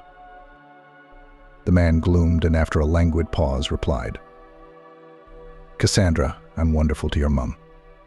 Bridget is a wonderful woman, but I'm sorry, but I'm going to be blunt. There's nowhere to put her here. I mean, it's a studio flat. It's a big room, but there's only one room. When I persuaded you to take out a mortgage, I didn't get any sympathy. Both you and your mum were against it. Kevin, you could put up a screen. It'll be like 2 rooms. Look, but Bridget would be uncomfortable in the first place. I play computer games. I listen to loud music all night. Besides, you should ask her if she'd be willing to move. I'm 100% sure she'll say no. Your mum is very tactful and wise and understands that the further away she lives, the better her relationship with her son-in-law will be." Kevin turned out to be right. Bridget, having barely heard the idea of her son-in-law and daughter moving into the flat, only snorted indignantly. "There can't even be a conversation. The walls help at home. I will not go to you, especially there, and sit quietly. It will be uncomfortable." Cassandra obeyed her mother's will. She didn't want to argue with her husband. She continued to waste time standing in traffic, and the lawyer's position at Mr. Jasper's firm had to be vacated. With her boss's permission, Cassandra had transferred to a half-time position and was glad that her boss had been able to meet her needs. She prepared contracts, visited and trained her successor, and diligently performed all the duties that did not require constant presence in the office. Rehab, however, took a lot more money than the woman had realized. Sometimes she shared with her husband her indignation at the fact that pharmacies changed prices at will and tried to sell the most expensive version of a drug. That's when Kevin would start grumbling. "Look, Cassandra, your mom must have some free medication." The woman tried not to answer. After all, the family budget was not suffering, and she had not asked her husband for money for almost 6 months since the fateful news of her mother's troubles. Cassandra had generally tried to deal with the situation on her own, without interfering with Kevin. As the weather changed, Cassandra's schedule, by tradition, remained almost unchanged. In the morning, she made her husband's breakfast and, if she had time, made preparations for lunch and dinner. Then, after putting some of the breakfast in containers, she rushed to her mother's house, stopping at the shops and pharmacies on the way. Nursing, keeping her spirits up and helping her move around the flat took up a lot of her time. Cassandra would then run into the office as well and rush home for the evening. In case of any emergencies, her neighbor, the same Maggie who had helped her wait for the ambulance, had the key to her mother's flat. She would sometimes drop by to watch TV and gossip together. So Bridget wasn't abandoned, but Cassandra was desperate to get her mother back on her feet. And not just because she had to spend a lot of time traveling back and forth between the distant parts of the city every day, without holidays and weekends. Mom was simply the closest person to her. She had, in fact, given Cassandra the gift of life twice. The first time on her birthday 38 years ago, but more importantly later, when a terrible tragedy struck Cassandra in a terrible avalanche. It was her mother who was there for her in those black days, helping her to move around when her legs almost collapsed on nervous grounds, forcing her to drink and eat, then by persuasion, then through force. Abandoning her monetary and not dusty job, her mother sold the flat in their hometown and, almost like a huge and clumsy cube, moved it 2,000 kilometers away from the place where everything Cassandra reminded her of her inhuman grief. It was Bridget who had forced her into a job where it was almost impossible to be alone with her sad thoughts, where she had to look stylish and trim. Cassandra didn't consider her help to her mum to be a sacrifice and, despite her tiredness, tried to take care of her husband, especially since the 10th wedding anniversary was approaching, and the woman wanted to arrange a touching congratulation and a pleasant surprise for patient Kevin. She made a preliminary version of the menu, found a confectionery where orders were made according to individual designs, and agreed to prepare an unusual-shaped cake for her husband, who loves sweets. The holiday was approaching, but shortly before it arrived, Kevin, during morning breakfast, warned, "Sorry, Cassandra, but I need a car for a few days. I have to go to the branch in the neighboring region, because it seems that the branch manager is messing up her reports, and the profits are down many times over. Although in other divisions everything is even, and in some places even growth is observed. Of course, I'll try to make a quick trip, but planes are unlikely to fly in those parts. I don't feel like traveling by train. Can you manage without a car?" Cassandra herself was counting on the faithful family horse, but she didn't argue. After all, her husband really needed the car more. She smiled. "I'll manage, of course." Kevin thanked her politely for breakfast and promised, "It's okay, we'll buy you an iron horse too. Once the situation at work normalizes a bit, you'll be able to choose a model." Running out of the house, the man kissed his wife on the cheek, winked and said, "Don't worry, I remember about our wedding anniversary. I'll try to be there by Friday evening." Taking advantage of her husband's absence, Cassandra moved in with her mother for a while so she wouldn't waste time traveling. During these few days, she managed to do a general cleaning, and the flat became somehow especially fresh in spring. Only on the eve of the holiday, Cassandra had to return home to bring her urgently needed diploma to the office. It was a good thing, though, because she also had to clean up the house and make some of Kevin's favorite salads. In the morning, the woman took the festive treats that had been put aside in separate containers and rushed to her mother's house. She habitually gave her a massage, helped her walk around her room, and even after waiting for the lift repairs to be completed, finally took her mother outside to enjoy the nice weather and enjoy the feeling of life returning to the way it was before the injury. After a short walk, Bridget and Cassandra had lunch, and the daughter began to apologize. "Mom, I'm sorry, please forgive me. I'm going to leave early today. I want to surprise Kevin. Turn the telly off when you get bored. Your phone is charged. Call me if you need anything, okay? Run, Cassandra. Happy holidays to you and Kevin. It's been 10 years together." Kissing her mom, Cassandra ran down the route she had planned. Spring, which had long ago come into its own and was rapidly approaching summer, gave soft warmth, and the sweet and tart scent of blossoming lilacs set her in the most romantic mood. Contrary to popular belief that getting married in May was a sign of trouble, she didn't have to worry about it in her second marriage. On the contrary, Kevin was a safe haven for a woman. There were no violent passions between them, but there was mutual sympathy and respect. Cassandra appreciated her husband for the fact that he did not pry into her soul, did not harass her with jealousy and suspicion, did not demand to give birth to an heir or heiress. It was only when he declared his intentions to be serious that Cassandra warned him directly and honestly that children were not part of her plans. The man was not frightened by this statement. A few years after the wedding, Kevin asked if she had changed her mind about the child, but having heard a categorical no, did not begin to find out the reasons and did not raise this topic again. The man was a good partner, and of course she loved him in her own way, with all the strength that a wounded heart was capable of.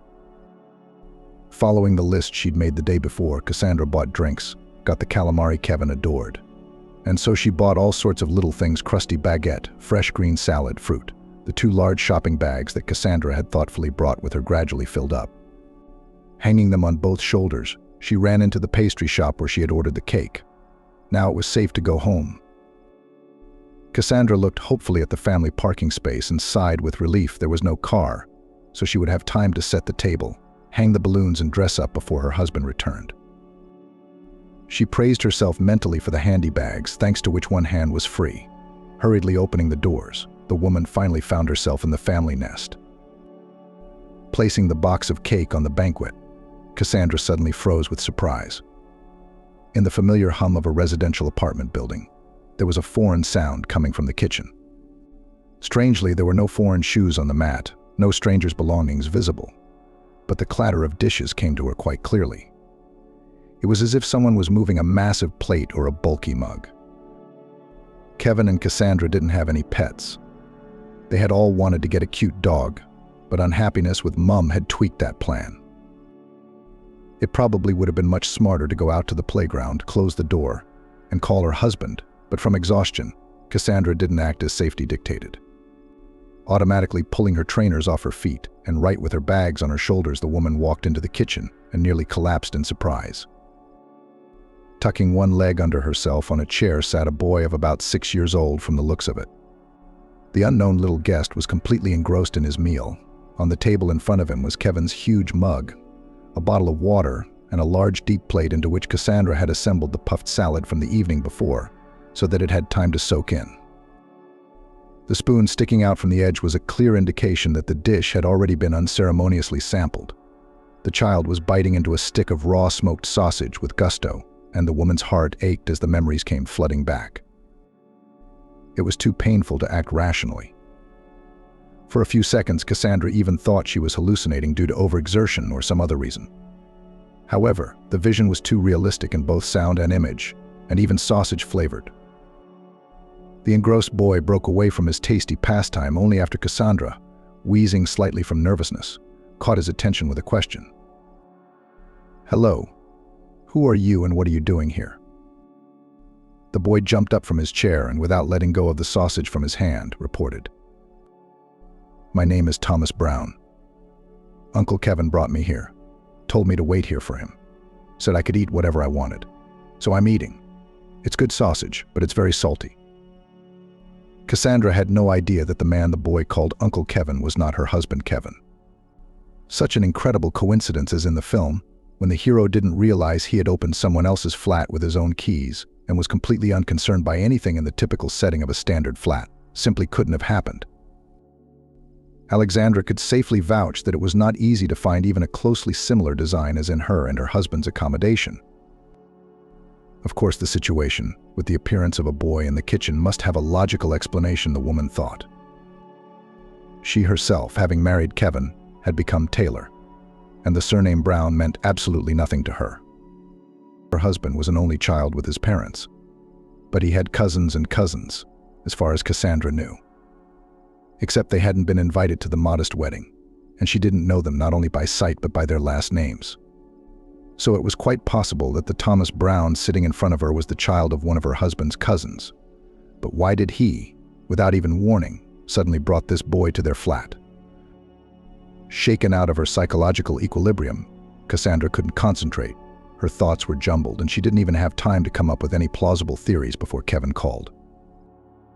Coming out of her daze, Cassandra finally took the bags off her shoulders and took the call.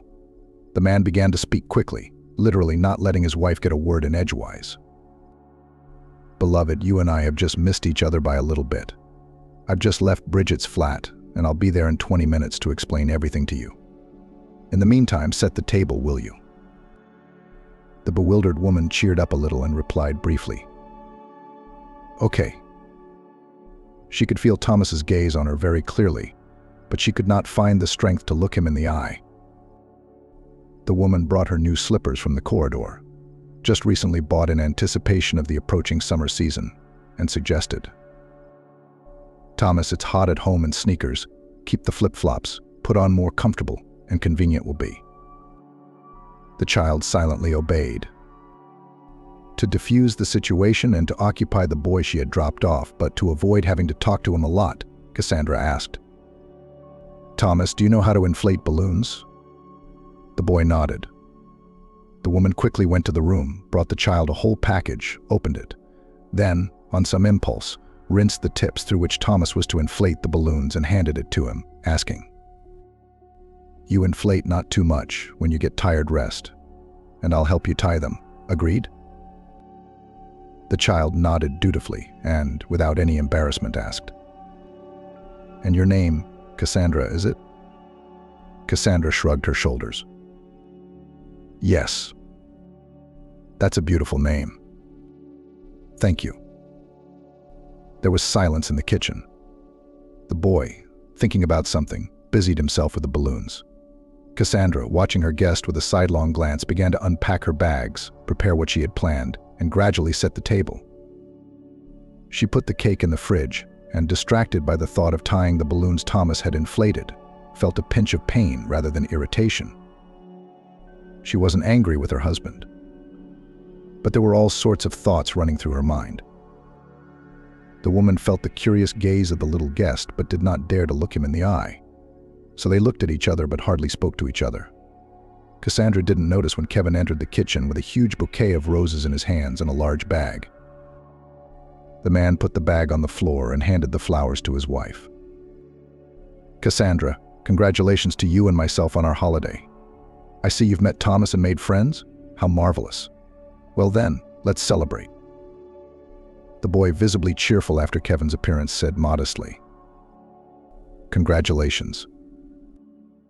And as everyone sat down at the table after the inevitable fuss, he loudly boasted, "Uncle Kevin, I inflated the balloons myself and Cassandra helped me tie them. Did we give you a good surprise?" The grown man mumbled something in response to the little guest's chatter, praising Thomas and his wife, who hadn't even touched her food.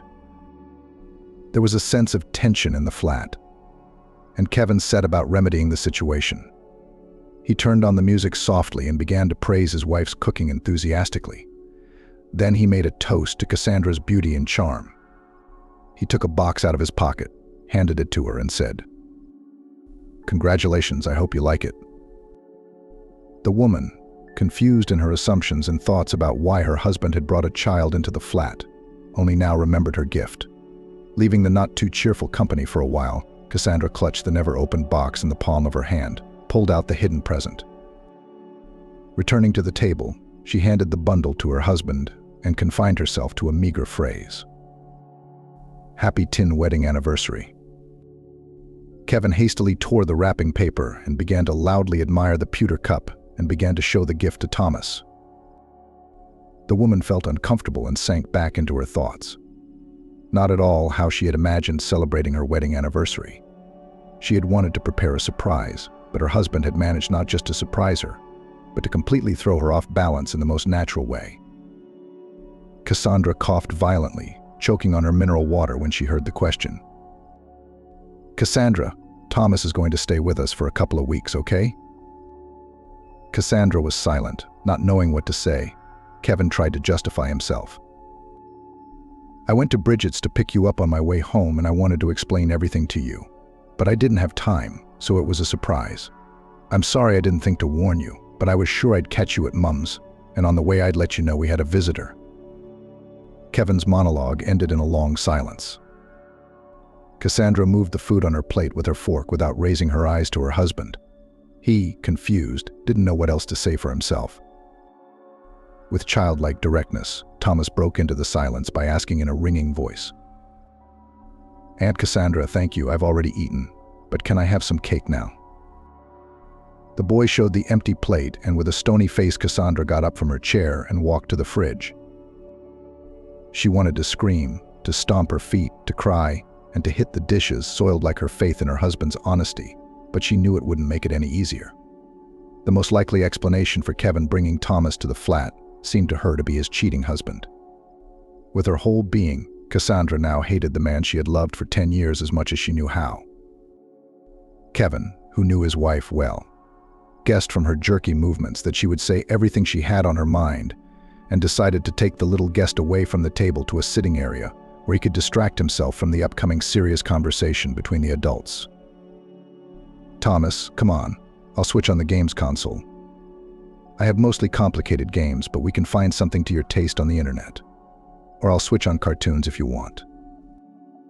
"Will you be able to eat cake there?" the boy asked interestedly. Of course, everything is possible there. The boy's eyes sparkled, and he trustingly followed the owner of the flat to a cozy, soft corner. Cassandra, having heard her husband and guest talking, cut off a large piece of cake, carefully placed it on a plate, switched on the electric kettle and carefully watched it boil. The click of the switch being switched off brought her out of her reverie. Making the tea, the woman placed a cup of the tasty drink, sugar and spoon, and a plate of cake on a tray, and then took it to the table near the play area of the flat. Kevin was showing Thomas a collection of computer games, but the boy, who was clearly well-mannered, broke away from the fascinating activity and thanked her. "Thank you very much." The woman nodded and, turning abruptly, walked away. When Kevin walked into the kitchen, he found a strange sight. Cassandra sitting on the floor, holding a dirty-looking pair of children's sneakers, tears rolling down her cheeks. The man tried to make a joke. "Cassandra, come on." A child with dirty shoes walked into the kitchen. "We'll switch on the Hoover robot and let it work. It's not a big deal. Is it worth getting upset over a little dust? Especially since it was a holiday." Cassandra looked at her husband in a way that made him uncomfortable and said quietly, "Kevin, I think I've told you repeatedly that I don't want to be in the same space with the children for too long. It's beyond me. I guess your action, or as you put it, your surprise, had good reasons, and I can understand that. But I'm sorry, Bet. I don't have the slightest desire to deal with the proceedings today. I'm going to go to my mum's and stay with her for a while." Kevin could not understand the reason for his wife's categorical decision, but he could see that Cassandra was on the verge of a nervous breakdown, so he proposed. "Cassandra, I'm really guilty for not warning you, but I can explain. I think that when you hear me out, you'll realize that I just couldn't have done it any other way. I'll wait until you're ready to talk." The woman suddenly gently lowered the children's sneakers to the floor, wiped the tears from her cheeks with the back of her hand, and walked to the door as if she hadn't heard her husband. Kevin took his wife's hand and asked, "Cassandra, wait a minute. I'll call a taxi to Bridget's house, so I don't have to worry about you." Cassandra nodded and was soon in the car, fumbling with the strap of her purse. The road was clear, and the journey to her mother's house took much less time than it did during peak hours. Hardly had the woman opened the door when she heard it. "Maggie, come in, dear, I'm not feeling very well." Cassandra closed the door behind her and took off her shoes and walked into her mom's bedroom. Bridget became alarmed when she saw her daughter. "Cassandrachka, why are you back? Didn't Kevin come home? I reckon your wedding anniversary should be in full swing and you're here for some reason. Daughter, what's wrong?" Cassandra walked over to her mother's bed, sat down on the floor, and leaned her head on Bridget's palm and recounted everything that had happened since she had come home and seen Thomas there. When she had finished, Cassandra made a suggestion. "Mum, I'm pretty sure Thomas is Kevin's illegitimate son. The boy looks to be about 6 years old, which means my husband has been giving me the horns and has the nerve to show me evidence of his infidelity on our wedding anniversary." Bridget tried to reassure her daughter. "I'm sure Kevin can explain everything. I feel he loves you. Trust my experience. He would hardly risk his relationship with you and cheat." However, Cassandra cried without stopping. The woman stroked her so grown-up but defenseless sobbing girl, but did not utter any more words because they were all powerless. Finally, when the flow of tears had dried up, Cassandra silently got up from the floor and went to wash her face swollen with tears. The woman felt completely devastated. Returning to her mother's room, Cassandra confessed, "I'm very tired for today, and do you mind if I lie down?" Bridget did not object and suggested, for example, that we talk some more and have dinner. She realized that her unfortunate daughter needed to rest. "Of course, Cassandrachka, but why don't you and I have a sedative, at least some valerian? It would do you and me good." Cassandra complied with her mother's request and went to bed. The nervous tension was so intense that the woman passed out and woke up when it was 10 o'clock in the morning. Jumping up on the couch, Cassandra rushed to the kitchen, where she found her mother stirring the batter for pancakes. "Good morning, daughter. You're just in time for breakfast." The women cooked the pancakes in 4 hands and, as if in agreement, never said a word about yesterday's situation. As Cassandra washed the dishes, Bridget asked, "Daughter, please go to the theater with Maggie. She has 2 tickets to a very good play, great seats. Her niece gave them to her for her birthday. They were supposed to go together, but as luck would have it, her niece got sick. The rest of the family can't keep Maggie company. Someone's got a holiday cottage, someone's traveling on a business trip. All in all, it's a shame to lose the ticket." Cassandra shook her head. "Mum, I don't want to go anywhere I'm not in the mood." But if Bridget had something on her mind, she knew how to insist. "That's why you should go, because you're not in the mood. Art is great at shifting thoughts in your head and changing your emotions. Please, daughter, not for the sake of the missing ticket, but for me." Reluctantly, Cassandra had to comply with her mum's wish. However, she refused the offer to run to the hairdresser's beforehand and get a new haircut.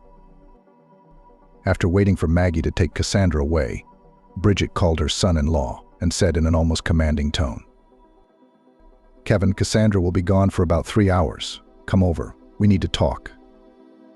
The man did not resist, but warned, "Bridget, I'll definitely come.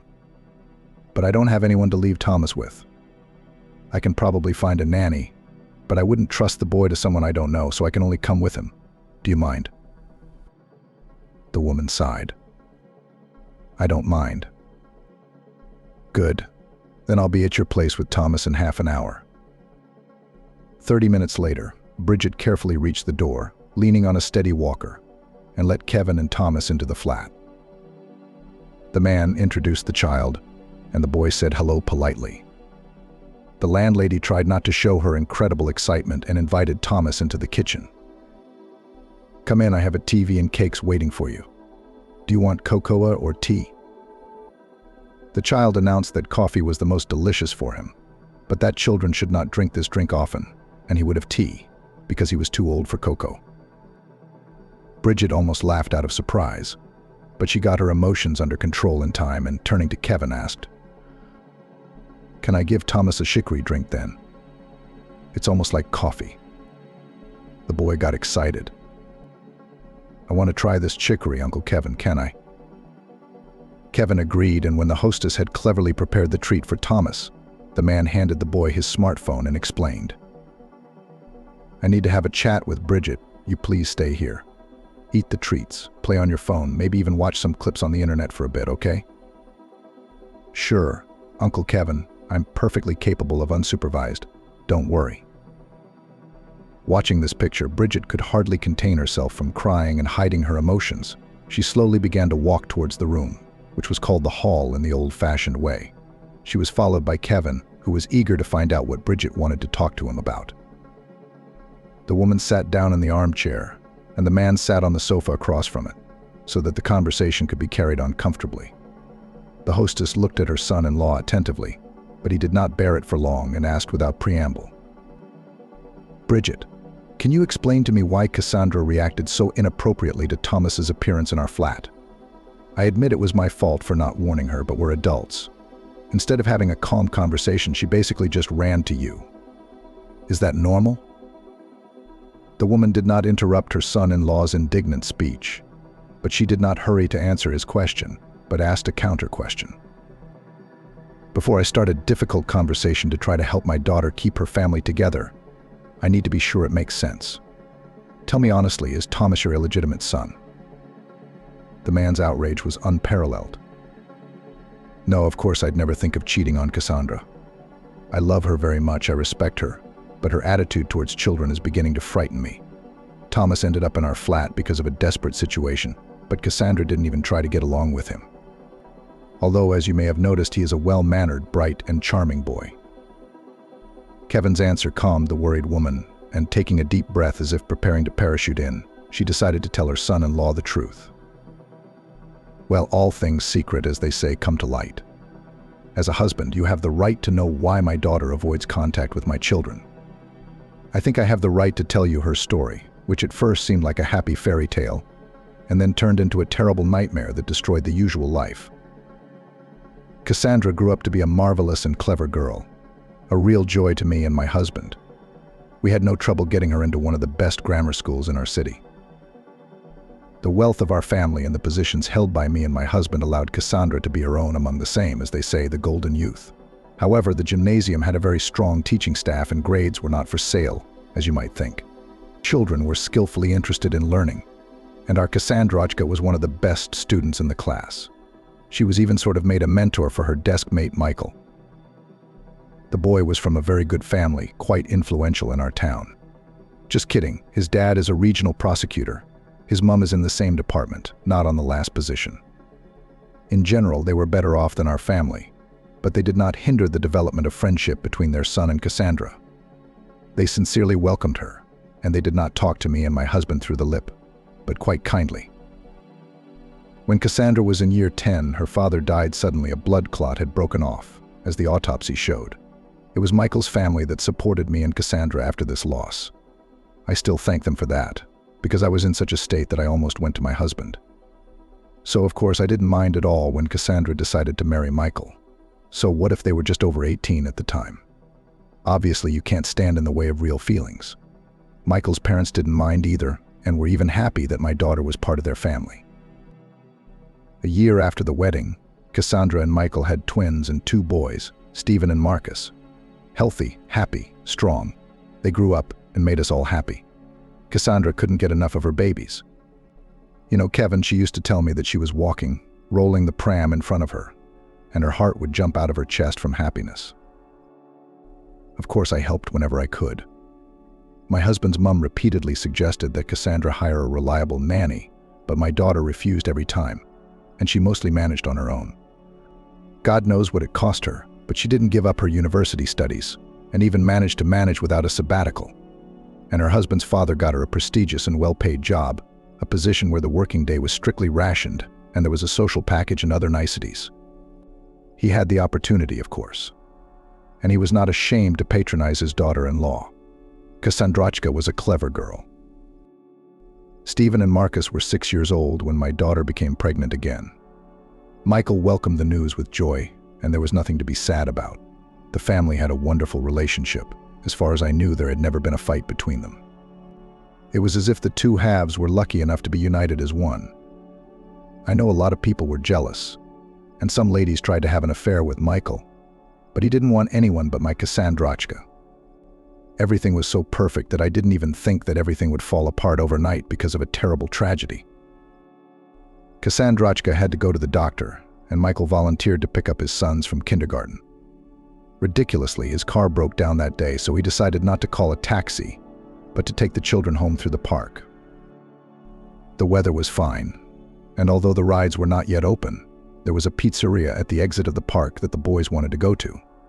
Michael met a mate on the way, and while he was talking to him, the kids got excited and ran out onto the lake, but the marsh ice was treacherously thin. My grandchildren, as witnesses told me later, did not even have time to shout.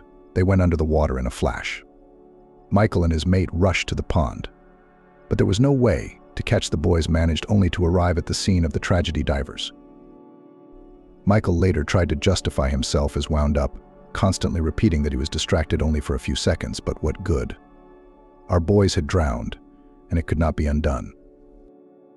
My son-in-law was the first to tell me this bitter news, because he was afraid for Cassandra, and for good reason. I went to the private clinic where I knew Cassandrochka was at that time. My heart told me that it was better to have doctors close by when the worst of grief came upon my daughter. Seeing me in the corridor, Cassandra must have realized everything from my face. She had been hysterical since the news of what had happened. Even a large dose of medication could not calm Cassandra down. She never made it home that night, ending up in hospital with a nervous breakdown. Because of her worries about her dead sons, my daughter was unable to save the baby that was developing under her heart. He wasn't even considered a baby by the doctors. She had already lost him. At the funeral of Stephen and Marcus, Cassandra stood like a stone statue, no tears, no emotion, pale as death. Especially terrible was the emptiness in her eyes. Michael was no less worried. Having turned gray in his 25 years, he tried to take Cassandra's hand for support, but she shied away from him like a leper. She never again crossed the threshold of the flat where she lived with her husband and sons. How many times Michael had tried to talk to her could not be counted, but it had never worked. Cassandra just cut her husband out of her life. Michael's mother came to us. Having realized that my daughter did not want to see or hear from her husband, she was on her knees, begging me to forgive her son, saying that he was not like himself. She shared her sad thoughts that he was on the verge of leaving this world, but Cassandra did not react. She had never forgiven her husband for the loss of her sons. Michael could not forgive himself either. Indeed, he had turned from a blossoming man into a pale semblance of his former self. Cassandra predictably quit her job, seemingly of her own volition, but in fact everyone realized that she simply could not be under public scrutiny. In addition, there was an unusual and unexpected problem. Her daughter was approaching hysterics. It was worth it to go outside and see the child. She changed her route, but it was impossible to absolutely eliminate the possibility of meeting children. One day, Cassandra and I were riding in the lift, and a neighbor with a baby came in with us. Everything seemed to be normal, but I rejoiced too early. After the traveling companion got out of the lift, I looked at my daughter and saw that her chin was bleeding. She had bitten her lip so hard trying to hold back a tantrum. After this incident, my daughter stayed at home all day and night for almost a month. I even called a special doctor, the best of the best, at home. There were changes, but not quick and not at all positive. After a period of apathy, my daughter became aggressive.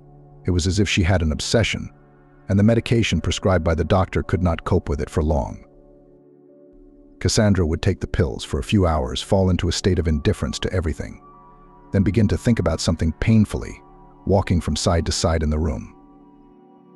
One day I saw that she was looking for poison options online, and I was seriously frightened. I realized that my daughter had decided to deal with the unwitting perpetrator of her children's deaths.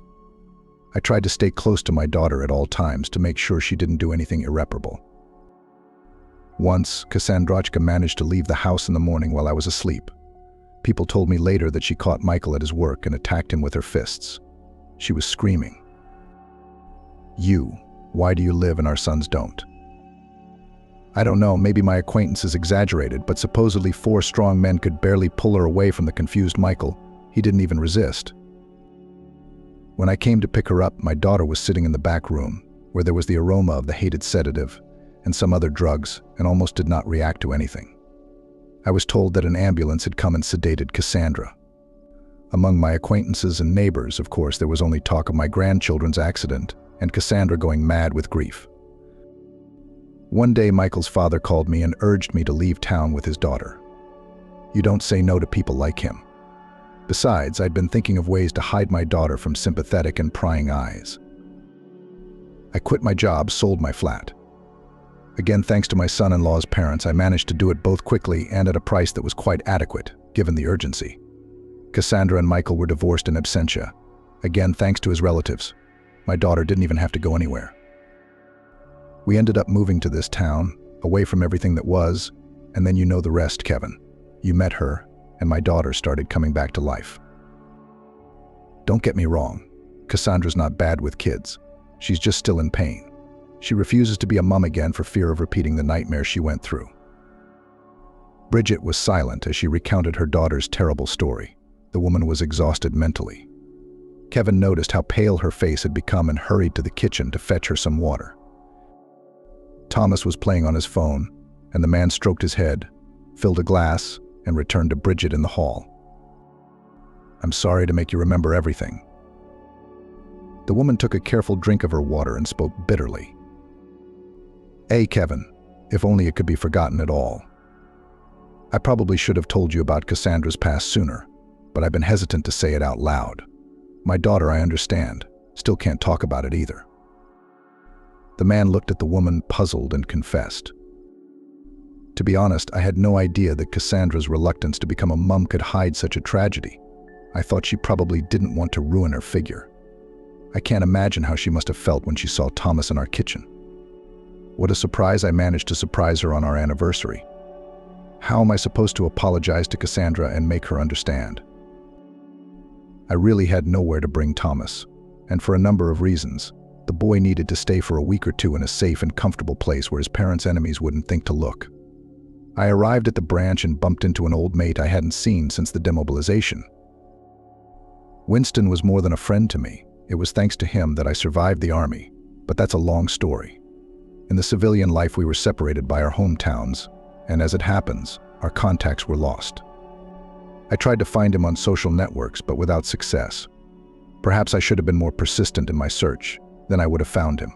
But I was building my career. Anyway, I haven't seen him for 15 years, and now I'm meeting Winston in a city that's foreign to both of us. Of course, he had changed over the years, but I recognized him at once. He almost walked past me without noticing, but I stopped him. It turned out that Winston had come to solve the problems of his sister and her husband. They were involved in a lawsuit with not two adequate people who used to conduct all affairs in a criminal way. Winston was most worried about Thomas, his nephew. He explained to his sister that the child should be hidden just in case, because through him these bandits could easily influence the decision of the issue in their favor, but they could not think of any safe place. And then I come out of nowhere. To Winston, the idea of getting Thomas out of town seemed the ideal. In fact, there were virtually no strings that could put the bandits on the child's trail. It was good that the boy had a strong character, a real man growing up. His parents and Winston told him he had to stay with me for a while, and he took the news in stride. I picked him up like a detective so I wouldn't get caught on the city's security cameras. We agreed to contact Winston in a week, and he should call me when the matter was resolved.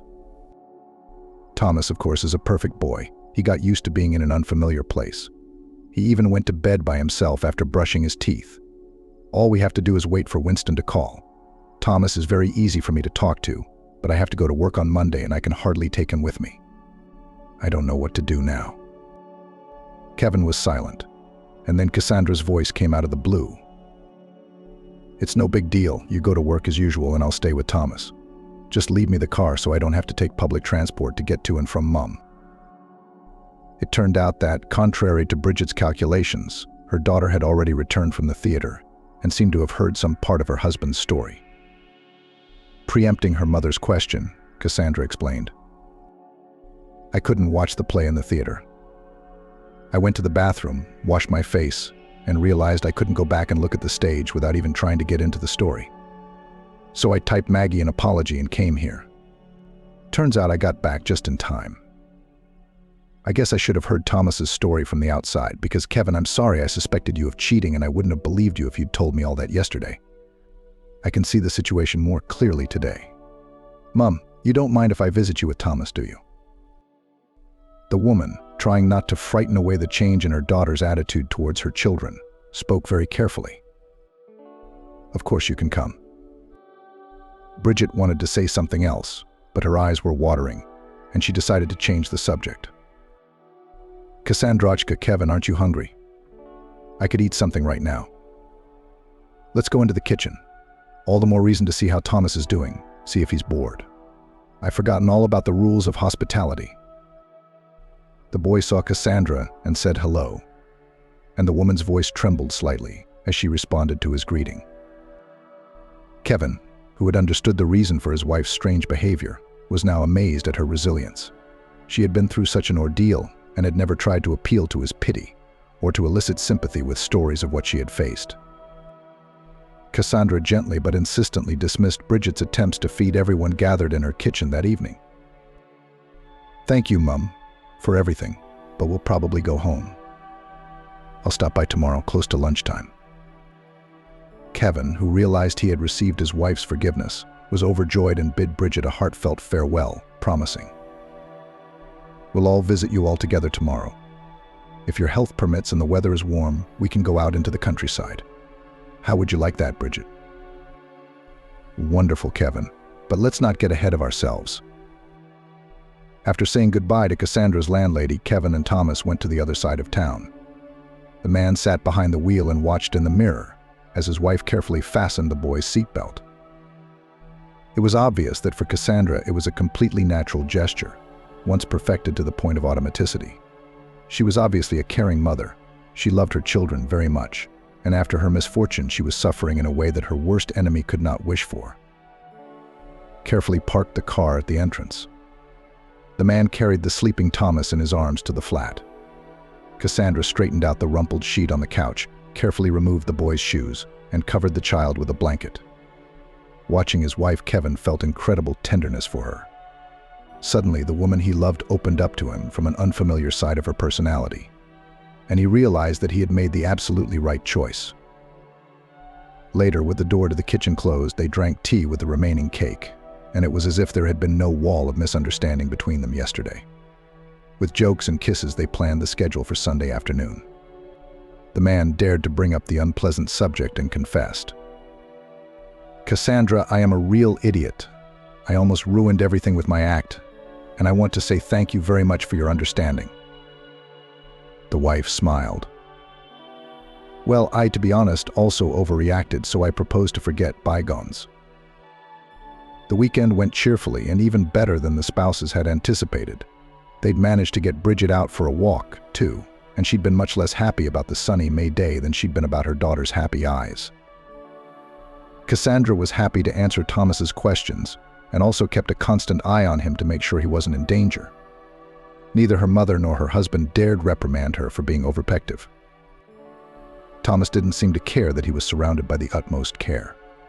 By agreement with Cassandra, he called her by her first name without using the word aunt and seemed quite content with his unexpected journey.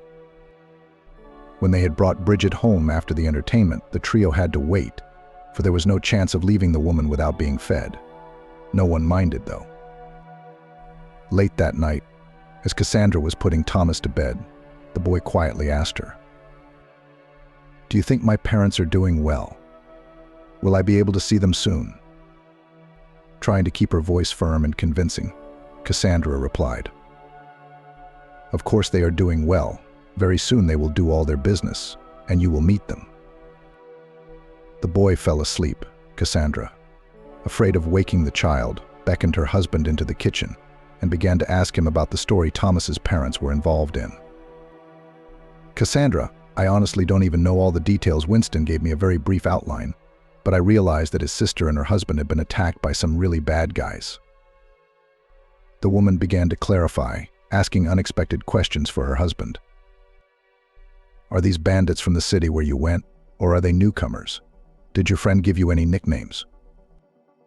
Kevin told everything he knew, but Cassandra didn't have enough information and suddenly asked, "Can you get in touch with Winston in an emergency? I need some clarification from him to try and help Thomas' parents. Of course he's doing well and quite comfortable with us, I hope, but it shouldn't be that mom and son are separated for too long." From Cassandra's voice, it was impossible to guess how close she had taken Thomas and his parents' situation to heart. But now, knowing about his wife's past, Kevin realized how difficult it was for her. Winston actually gave me a password to a chat room where all messages are automatically burnt. I think we can try to contact him. The man opened the necessary site, entered the data he had learnt by heart at the request of his army friend, and after a few minutes he exclaimed with joy, "It worked, Winston, you've greeted me." Cassandra thoughtfully advised, "Kevin, ask him a question, by the answer to which you can tell for sure whether your friend is talking to you or not. And if there is even the slightest doubt, immediately close the site and take the phone card out of your phone." Alarmed by his wife's suspicions, Kevin quickly typed a few phrases and eagerly awaited the reply. After reading the message he received, the man exhaled in relief. "All is well, that's for sure, Winston," he replied with our code phrase. Cassandra nodded and asked, "Great, text Winston that your wife will be texting him now and give me the phone number. I'll find out from your friend what I need to know." No longer surprised, Kevin handed the smartphone to his wife. She texted with someone she didn't know for quite a while. Then she grabbed a pen, quickly wrote a number on a bread wrapper, tore off a piece of paper with numbers, clutched it in her hand, and handed the phone to her husband. "I'm going to the bathroom. I need to make a call. Text Winston to come to this chat room in an hour. Then hopefully I can give him something concrete." Cassandra walked out of the kitchen and into the bathroom, which had the best noise insulation in the flat. Taking a few deep breaths, the woman dialed her ex-husband's father's memorized number. The phone was unavailable. Cassandra summoned all her willpower and dialed her ex-husband's number. Soon his voice came through the receiver. "I'm listening. Don't be silent." Cassandra's voice became hoarse with excitement, and she answered, "Michael, hello, it's Cassandra. I need your help. Or rather, I think your dad can solve the situation, but I can't reach him. The robot says the phone is out of range." The man's demanding tone softened considerably. "Cassandra, it's good to hear from you. My father is overseas, but if you tell me what the problem is, I'll do my best to help. I work in the district attorney's office now, so all my connections are at your service." "Thank you," the woman replied. She told me everything she'd learned and dictated the number she'd written down. "Okay, Cassandra, I get it. It's not a simple matter, but it's solvable. I think after all, for every scumbag there is a more powerful force. I'll try to help, but tell this friend of mine that I'll call him tomorrow or the day after tomorrow, depending on how things turn out, from his phone, and he can take the call." "Thank you, Michael." Without waiting for her ex-husband's retort, Cassandra ended the conversation, which had been very difficult for her, and washed her face with ice water, hoping it would bring her at least a semblance of composure. Still in the process of talking to Michael, she wanted to apologize to him, but she couldn't. The bitter resentment at the man's inattention that had caused her to lose her children still stung the woman's heart.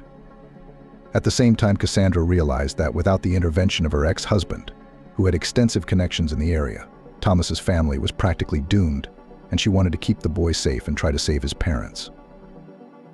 For a while, the woman sat in the bathroom, leveling her heartbeat with breathing exercises. Seeing that an hour had practically passed, she returned to Kevin in the kitchen and informed him of what Michael had said. The man texted his friend the information he had received from his wife and hugged Cassandra tightly. He could see how the woman he loved had shrunk in the last hour, and he didn't know how to help her. He wanted to protect her from all adversity. Instead, Cassandra had to turn, as Kevin easily guessed, to the man who had almost destroyed her fate to the ground. The conversation stirred the woman. She released herself from Kevin's embrace and automatically began clearing the table, oblivious to the fact that she was sending her husband's completely untouched food into the bin. Finally, the man intercepted her hand and suggested, "Drop this fuss. It's been a difficult day and we need to rest." Even as she listened to her sleeping husband's measured breathing, Cassandra could not calm down. The images of her babies came to her eyes as if they were real. Stephen and Marcus smiling toothless smiles at her. Then they were going to kindergarten for the first time and leaning against the window, waving their little hands at her. They hand her holiday cards. Here, obviously conspiring, Instead of falling asleep, they applaud loudly and unanimously when she begins to sing them a lullaby. How many pleasant moments there had been, so carefully stored, somewhere far away in her memory, and so rudely had everything been crossed out by an accident. How many times she had warned her sons not to take risks, and still they had not listened. What was the use of being angry now, though? Stephen and Marcus are gone. Their father is now the only hope for Thomas to get a hug from his mom in the very near future. At least let this woman, a complete stranger to Cassandra, be able to help Michael. Thomas began to murmur something, and Cassandra slipped out from under her husband's arm and hurried to the boy. She gently adjusted the blanket he had almost thrown on the floor, felt his forehead, fearing he was running a fever, and sighed in relief as she realized that, in her experience, all was well. Thomas opened his eyes and Cassandra sat down on the edge of the sofa and began to hum softly a lullaby. The boy had long since fallen asleep, but the woman remained seated beside him.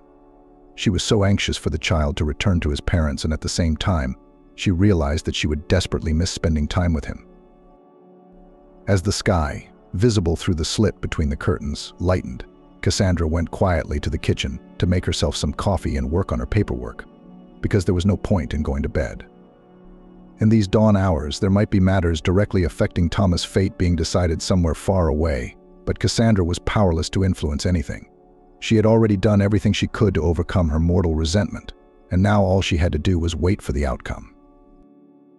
After carefully studying the papers, the woman made notes in the margins on a separate sheet of paper, wrote out her suggestions, and carefully tucking them all away in a zipped folder, began to prepare breakfast, trying not to make any noise. She had already decided to ask her boss to excuse her, so as not to tire the boy too much by traveling to unfamiliar places. After waiting for the time to send messages, Cassandra typed to the boss that she would pass the prepared documents through her husband and began to think of something to please the little guest, who of course was worried about the forced separation from his parents, although he tried to keep up his good behavior. When Kevin, who had showered but was still yawning, came into the kitchen, Cassandra had almost everything ready. She invited her husband to the table and asked, "Kevin, stop by on your way to Mr. Jasper's and give him the file for me. I've already warned him that I won't be able to stop by work for a few days, and if there's anything that needs to be reviewed, have him email it to me or pass it on through you. As a last resort, of course, I'll drive up, but I don't want to stress Thomas out. I wanted to go to my mother's house with him and then go to the Children's Entertainment Center so he could have fun playing on the computer, so he wouldn't think about sad things because he was having nightmares at night." Kevin agreed to his wife's plan, and after quickly swallowing his breakfast, he thanked her and started to get ready for work. Thomas woke up much later, but Cassandra had no thought of waking him up. She wanted the boy to be comfortable. The woman fed the child and then suggested, "Let's stop by my mom's for a bit, and then we'll go somewhere to rest." A text message arrived on Cassandra's phone, and she smiled when she saw the notification that the money had been credited. Kevin had worried about his wife not having any financial problems. The woman smiled and asked the boy, "Would you like me and you to go to an amusement park? It's not too far from the city, and there are lots of fun things to do there: a laughing room, rope courses, and I think even a climbing wall. Do you like that kind of active entertainment, or maybe you prefer the cinema? That's no problem either. I haven't watched a film on the big screen in 100 years. Thomas confessed embarrassedly, "I'd rather go to an amusement park, to be honest." "Well, that's where we're going." Bridget was delighted when her daughter came to see her with the boy. It meant Cassandra believed her husband and didn't rush out and demand the child be placed somewhere because of traumatic memories. She could see that Cassandra seemed to thaw out, even after her brief interaction with Thomas, and barely made them leave as soon as possible. "Daughter, I'm feeling just fine today. Go have fun.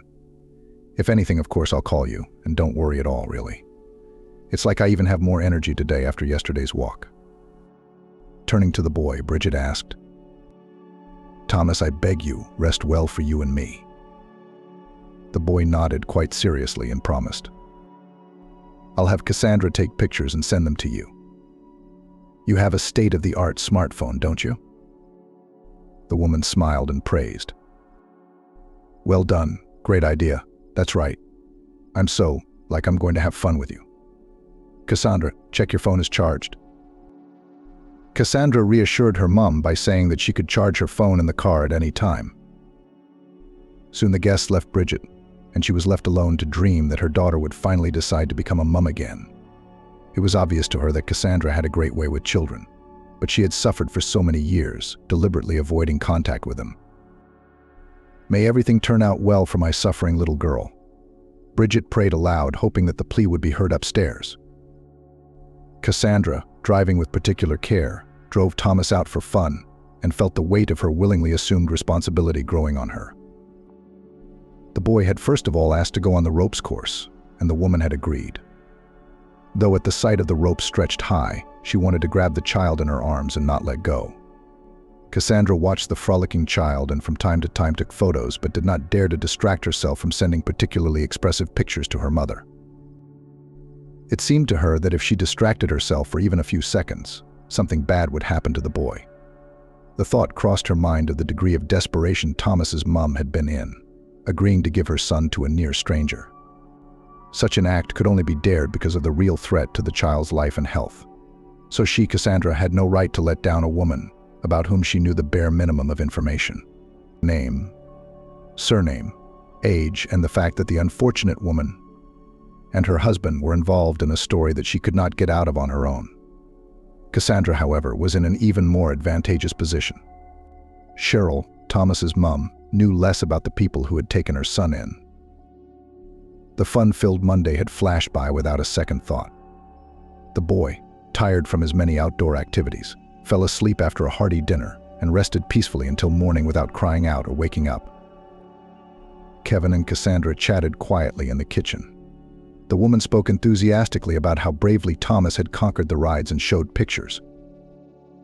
Tomorrow I want to take our guest to our museums after his visit to his mother, and then to the cinema or vice versa, as Thomas wants. If you can, come along, it'll be fun. He's so funny and sometimes he has such deep thoughts. He told me today that adults try to look serious on purpose to be feared and not to be picked on. Can you imagine? The man agreed that there was something reasonable in this inference and suggested, Cassandra, let's go to bed too, like Thomas, because tomorrow, as I understand it, will be no less busy. Neither Tuesday nor Wednesday brought news from Michael or the boy's relatives. Although the child attended all kinds of entertaining and educational establishments, his mood was getting worse every day. He became increasingly brooding and sad. Kevin and Cassandra realized that the boy was missing his family more and more, but had no influence on the situation.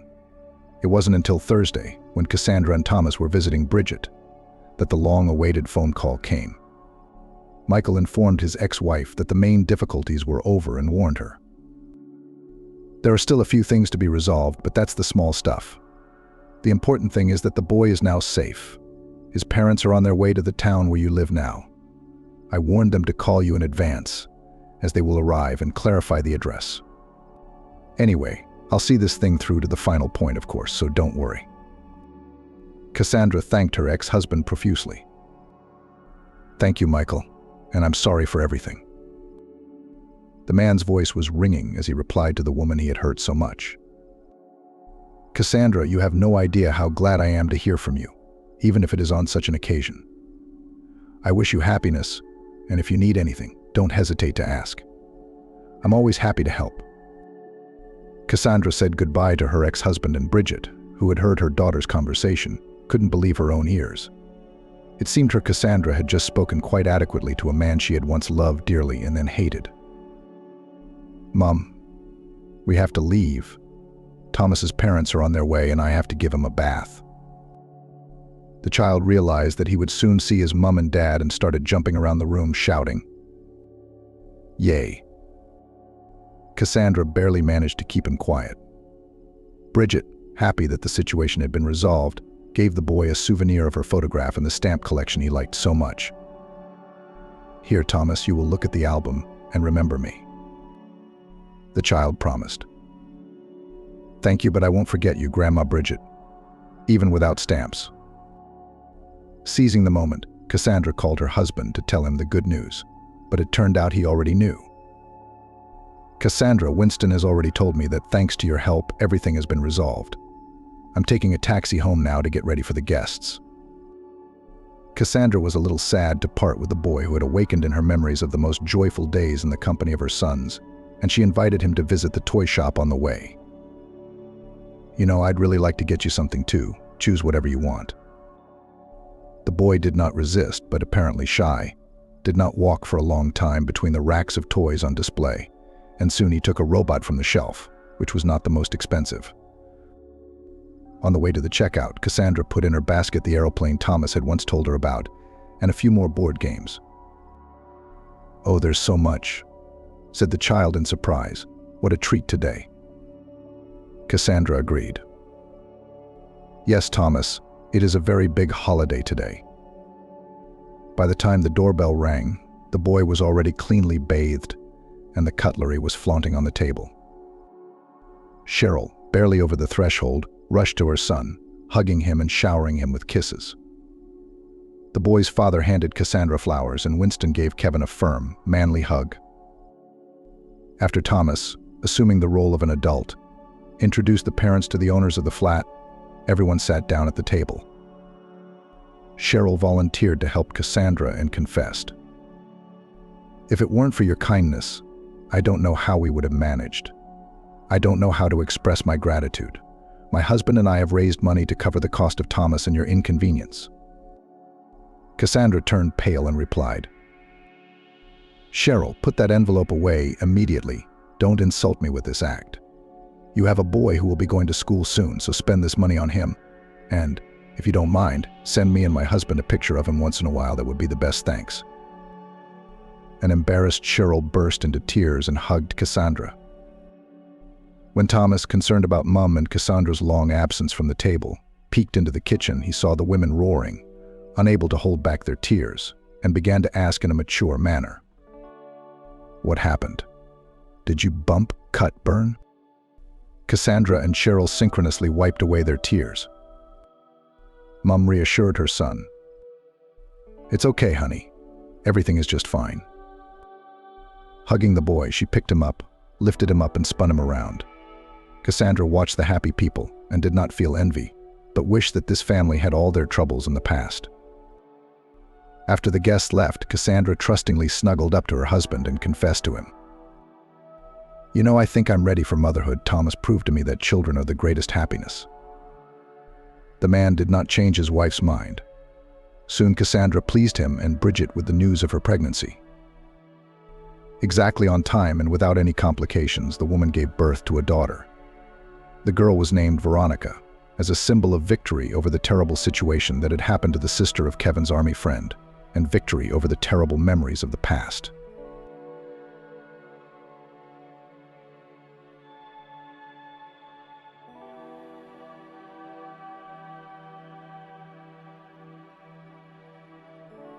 Arriving at his ex-wife's house a year after the divorce, her husband froze upon learning of her fate.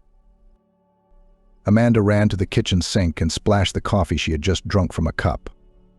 "Catherine is messing with me again," the woman thought with anger and despair. "Stop hitting her with a belt," Amanda said out loud. She had woken up this morning in a good mood for once. It was Saturday, the whole weekend was ahead of her. She lay in bed, staring at the ceiling, wondering lazily where the sun bunny had come from. She didn't immediately realize that it was a mirror lying on her bedside table, on which the rays were falling. How quiet is the house? Amanda wondered. It was 10 o'clock. John and Catherine should have been up by now. She planned to go to the mall and buy herself the pants she'd been eyeing on the store's website for a while, and pick up some clothes for her stepdaughter. Afterward, she and her husband could spend the day together. Amanda turned on her side and saw a note from her husband gone on business. Urgently summoned. But John won't know when he'll be back, she thought. Why does he have to be the one to be pulled on weekends?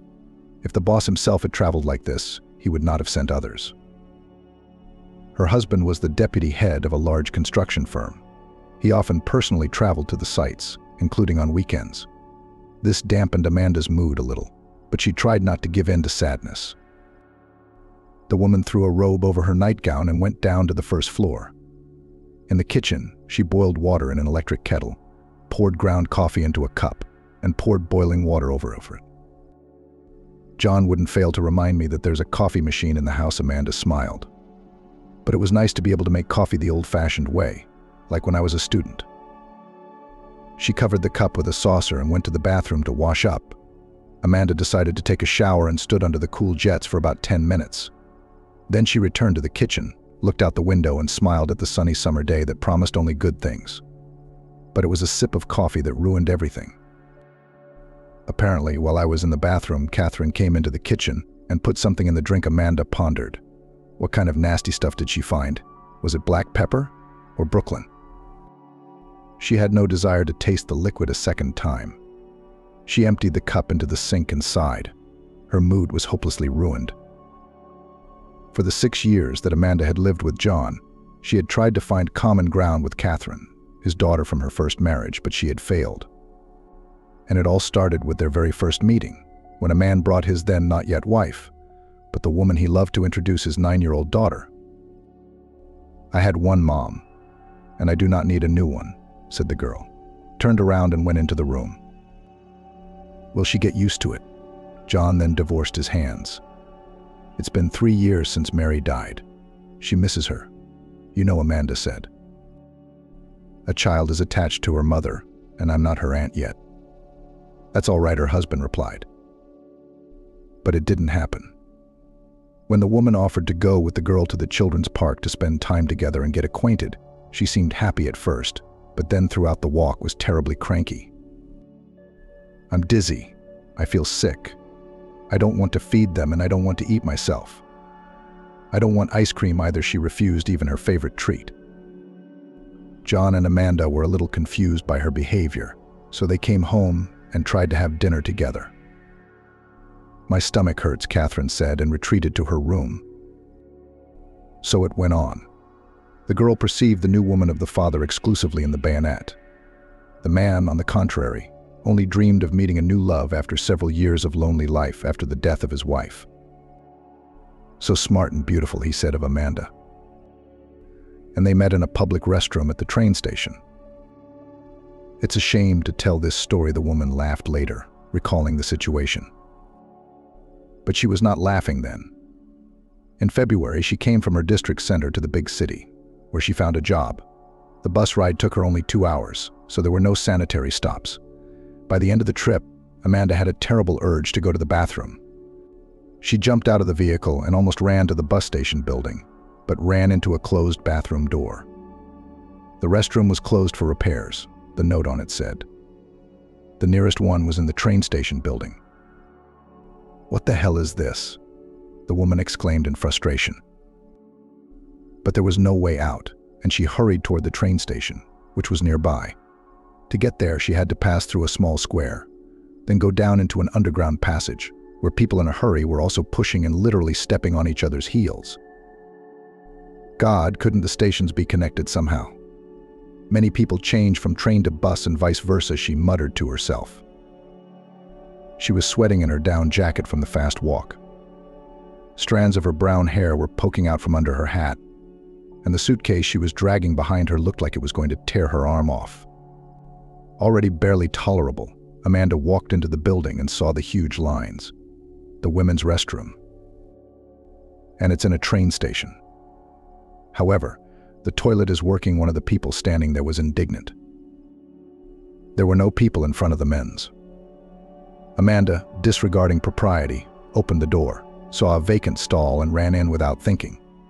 The woman slammed the door shut behind her with a jerk and finally went to the bathroom. Whoosh, she sighed in relief and smiled. That incredible feeling of relief. And then she saw that she hadn't closed the latch on the stall door. But it didn't matter, because luckily no one was trying to get in from the other side.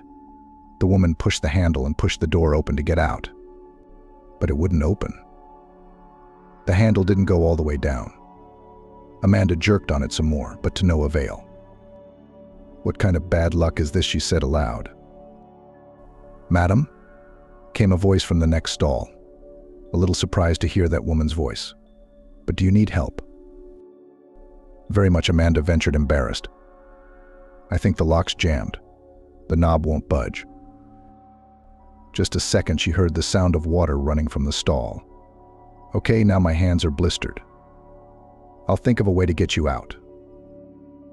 Amanda heard the sound of water running from the faucet, then the sound of a zipper being stretched, and then some rustling. Found it, the man said cheerfully. He started picking something in the lock, and after a minute he swung the door open. And here I am, saving the princess imprisoned in the tower, he joked, holding a screwdriver. Yeah, Amanda smiled. A good princess upset with the press in front of the toilet. You're a fine lady. The man winked at her and she admired his brown eyes. Dark-haired, handsome man. Thank you, seriously, the woman said as she left the stall. And I'm sorry to barge into the men's room, but I'll tell you the whole epic with the search for the restroom. Can we go out of here, the man suggested, and continue our acquaintance over a cup of tea? My treat. I agree, Amanda said. Where can I get something to eat here? I don't know the city. Let's go to a pancake house right here at the station, the man suggested. My name is John, by the way. Amanda, the woman replied. I agree. The pancake house is good. Let's go before the next leg of the road. They went to the far end of the building, where a sign with the image of appetizing pancakes hung. Once inside, they placed their order. Amanda chose cheese pancakes and John chose chicken pancakes, plus 2 cups of black tea. We sat down at a table while we waited. Where are you from? The man started the conversation. On business or visiting? Is this your first time here? No, not for the first time. I've already come once for an interview. I'm from the district center. We don't have much work there. I found a vacancy here. I got hired, and I'm moving. Brevity is the sister of talent, John smiled. In a few sentences, they informed me of the events of the past few weeks. And what do you do? The woman asked. Where did you get a screwdriver all of a sudden? I work in a construction company. Constantly on the road, inspects objects. I accidentally picked up a screwdriver at the construction site after checking the fasteners. I found it on the train, called my colleagues and told them that I would bring it back the next time I visited them. It was a lucky coincidence for me, Amanda said. I don't know how long I would have had to sit there if it hadn't been for you. Oh, our order is ready. John got up and went and got it. Voila. He put the tray on the table. I'll pay for it. I insist, the woman said. You have a lot of money you need for rent. You'll need it now. Keep it, and I won't have to rent a hostel. That's why I got this job. It pays well and I have a place to live. After all, a hostel is cheaper than an apartment. I see, the man replied. But still, I'm not used to paying for women. So I insist on treating you. All right, Amanda accepted. Where do you live? I'm in the suburbs. I own my own house, built it a few years ago for my family. The woman blushed a little because she was starting to like this man. Are you married? Not anymore? No, he answered with restraint. My wife died, a transient cancer.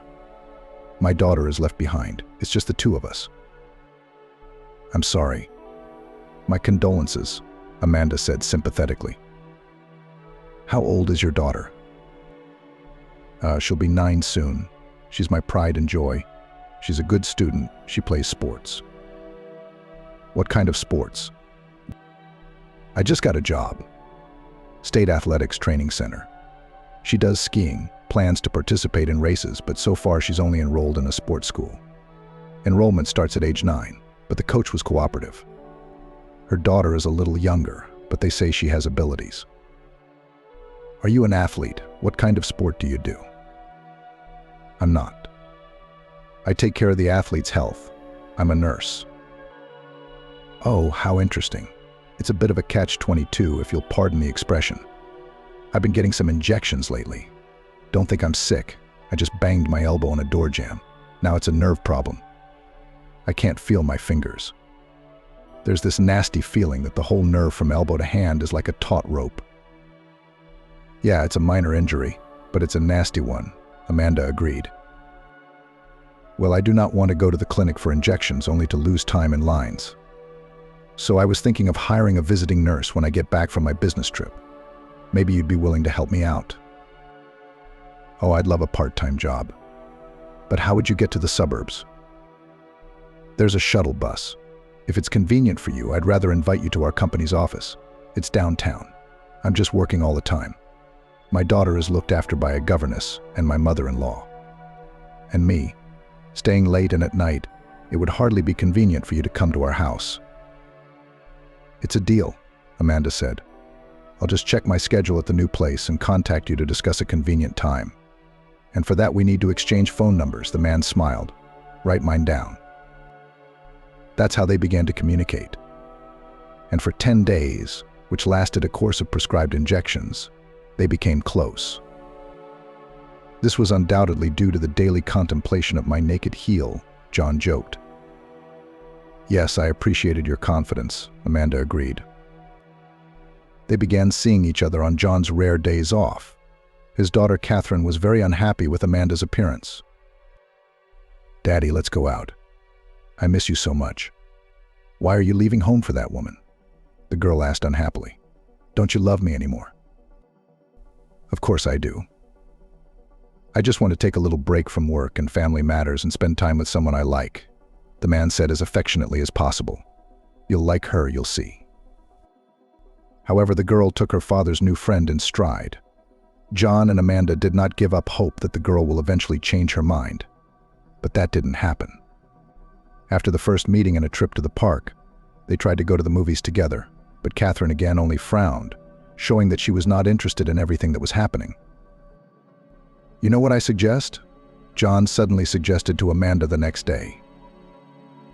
I think if we all live under the same roof, Catherine will realize that we're serious, and she'll soften up on you. I don't think it's time yet, Amanda shrugged. Maybe we should wait. Why wait until we're old?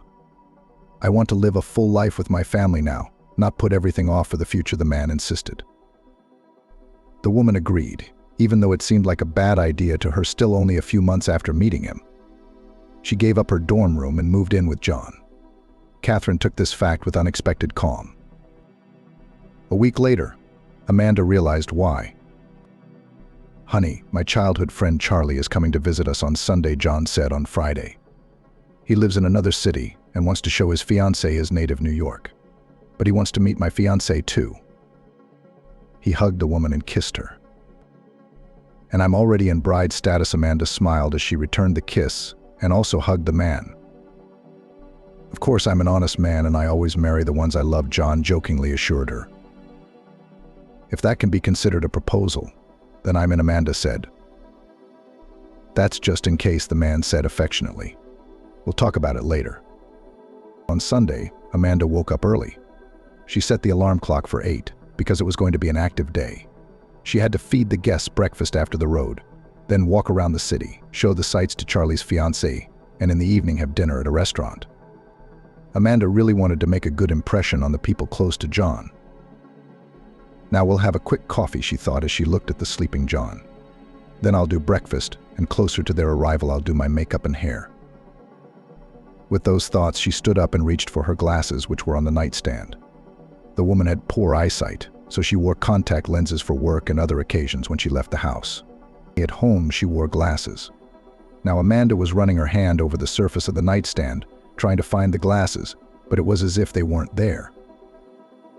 That's odd, the woman thought. Maybe John moved them. But why? And I don't want to wake him up.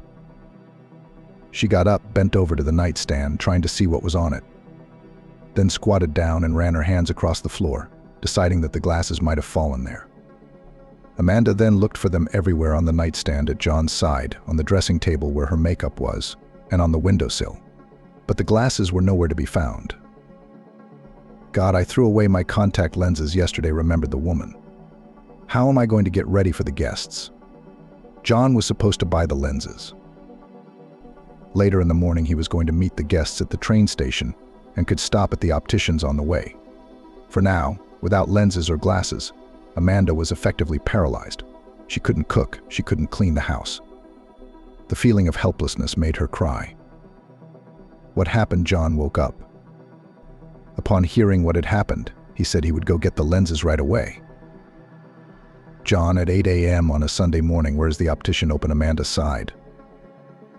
I'll find out which store opens first, the man said soothingly. In the meantime, you try to relax. Amanda went back to bed since she couldn't do anything anyway. John picked up his phone, went online, looked for the nearest optician open from 9 o'clock, and started to get ready to go. Let's listen to some music, he said, handing Amanda a small player. It helps me on business trips when I get tired of looking at my phone on the train. Amanda put on the headphones, turned on the player, and closed her eyes. John was right, the tunes distracted her, and it didn't seem so bad that she wouldn't have time to do her hair as she'd planned. The most important thing for her was to feed her guests. I'll have to do without baking. I won't have time, she realized, and began to rethink the menu. Half an hour later, John returned. Amanda put on her lenses and finally went to wash her face and then to the kitchen. To her surprise, there on the windowsill were her glasses. John, how did they get here? She asked in amazement to the man who had entered next. Did you leave them here? He laughed. You've ruined your own mood this morning. I'm sure I didn't put them here. Why would you? How would I have gotten to the bedroom without them? Well, maybe you're tired. Took them off, left them on. The man shrugged. But Amanda was sure she couldn't have done such a thing. She had a bad suspicion in her head that she decided not to voice for the time being. In a couple of hours, the guests were to arrive, and she didn't want to meet them with a scandal and without food, so she started cooking. The rest of the day went according to plan. John's friend and his fiancée arrived. Everyone liked each other and had a good time. Even Catherine, who had been taken for a walk around the city, seemed to be in a good mood. Maybe I'm imagining things for myself, thought Amanda, observing the girl's behavior.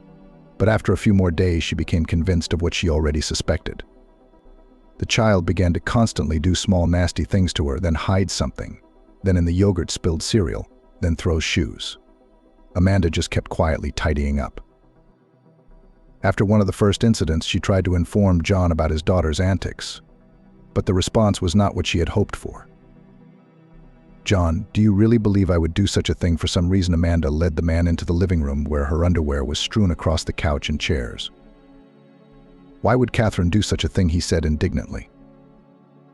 Because she doesn't like me. This isn't the first time she's done something like this.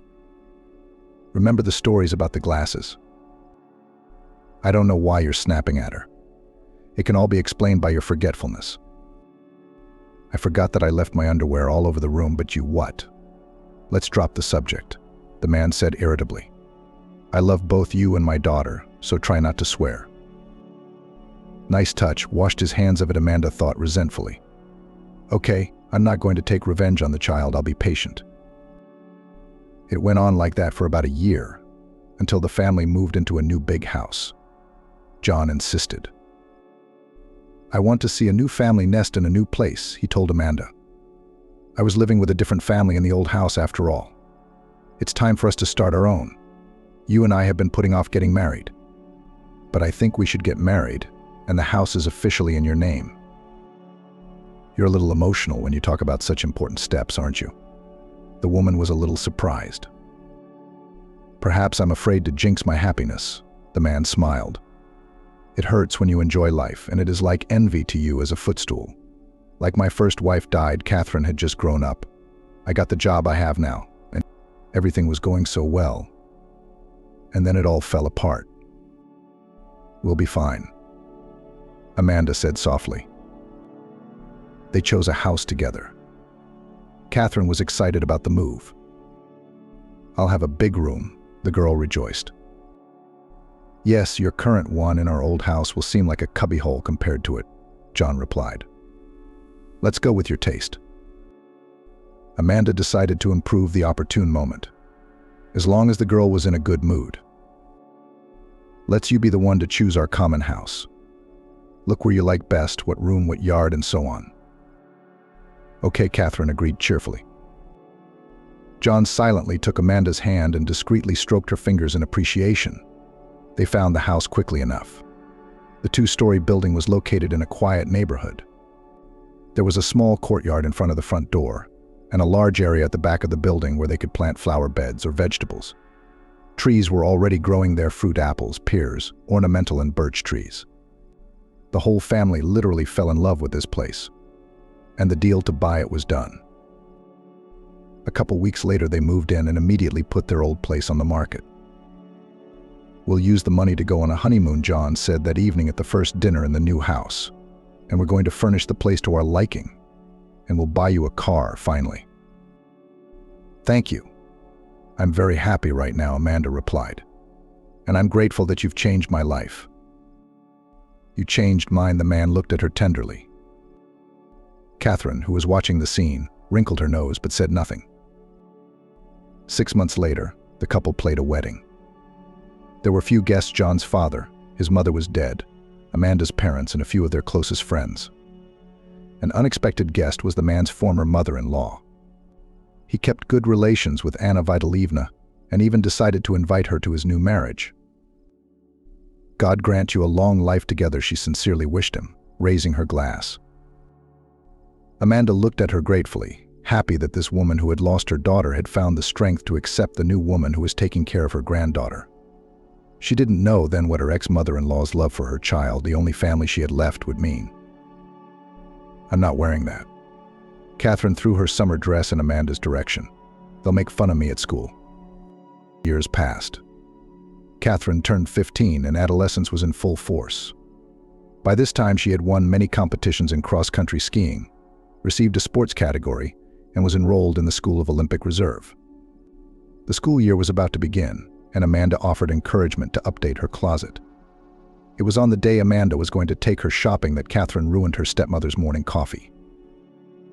"I'm an athlete, not a party girl," irritatedly said the girl now, running from one outlet to another. "But you're a girl.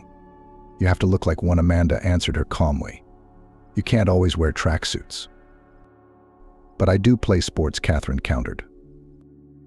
"But not all of you. You have to wear something to class, to lectures." "I'll see what other people wear, then I'll decide. But thank you for your concern." Catherine finished the conversation. Amanda sighed and followed the stubborn girl to the sportswear store. Buy new tracksuits. It was impossible to understand her stepdaughter. Sometimes she seemed to be good to her stepmother, and sometimes Amanda found that she continued to sneak around. It usually happened after some sort of spat. "I wonder what she'll come up with tomorrow," the woman thought curiously, waiting for the girl from the fitting room. "Will she put something in my coffee again?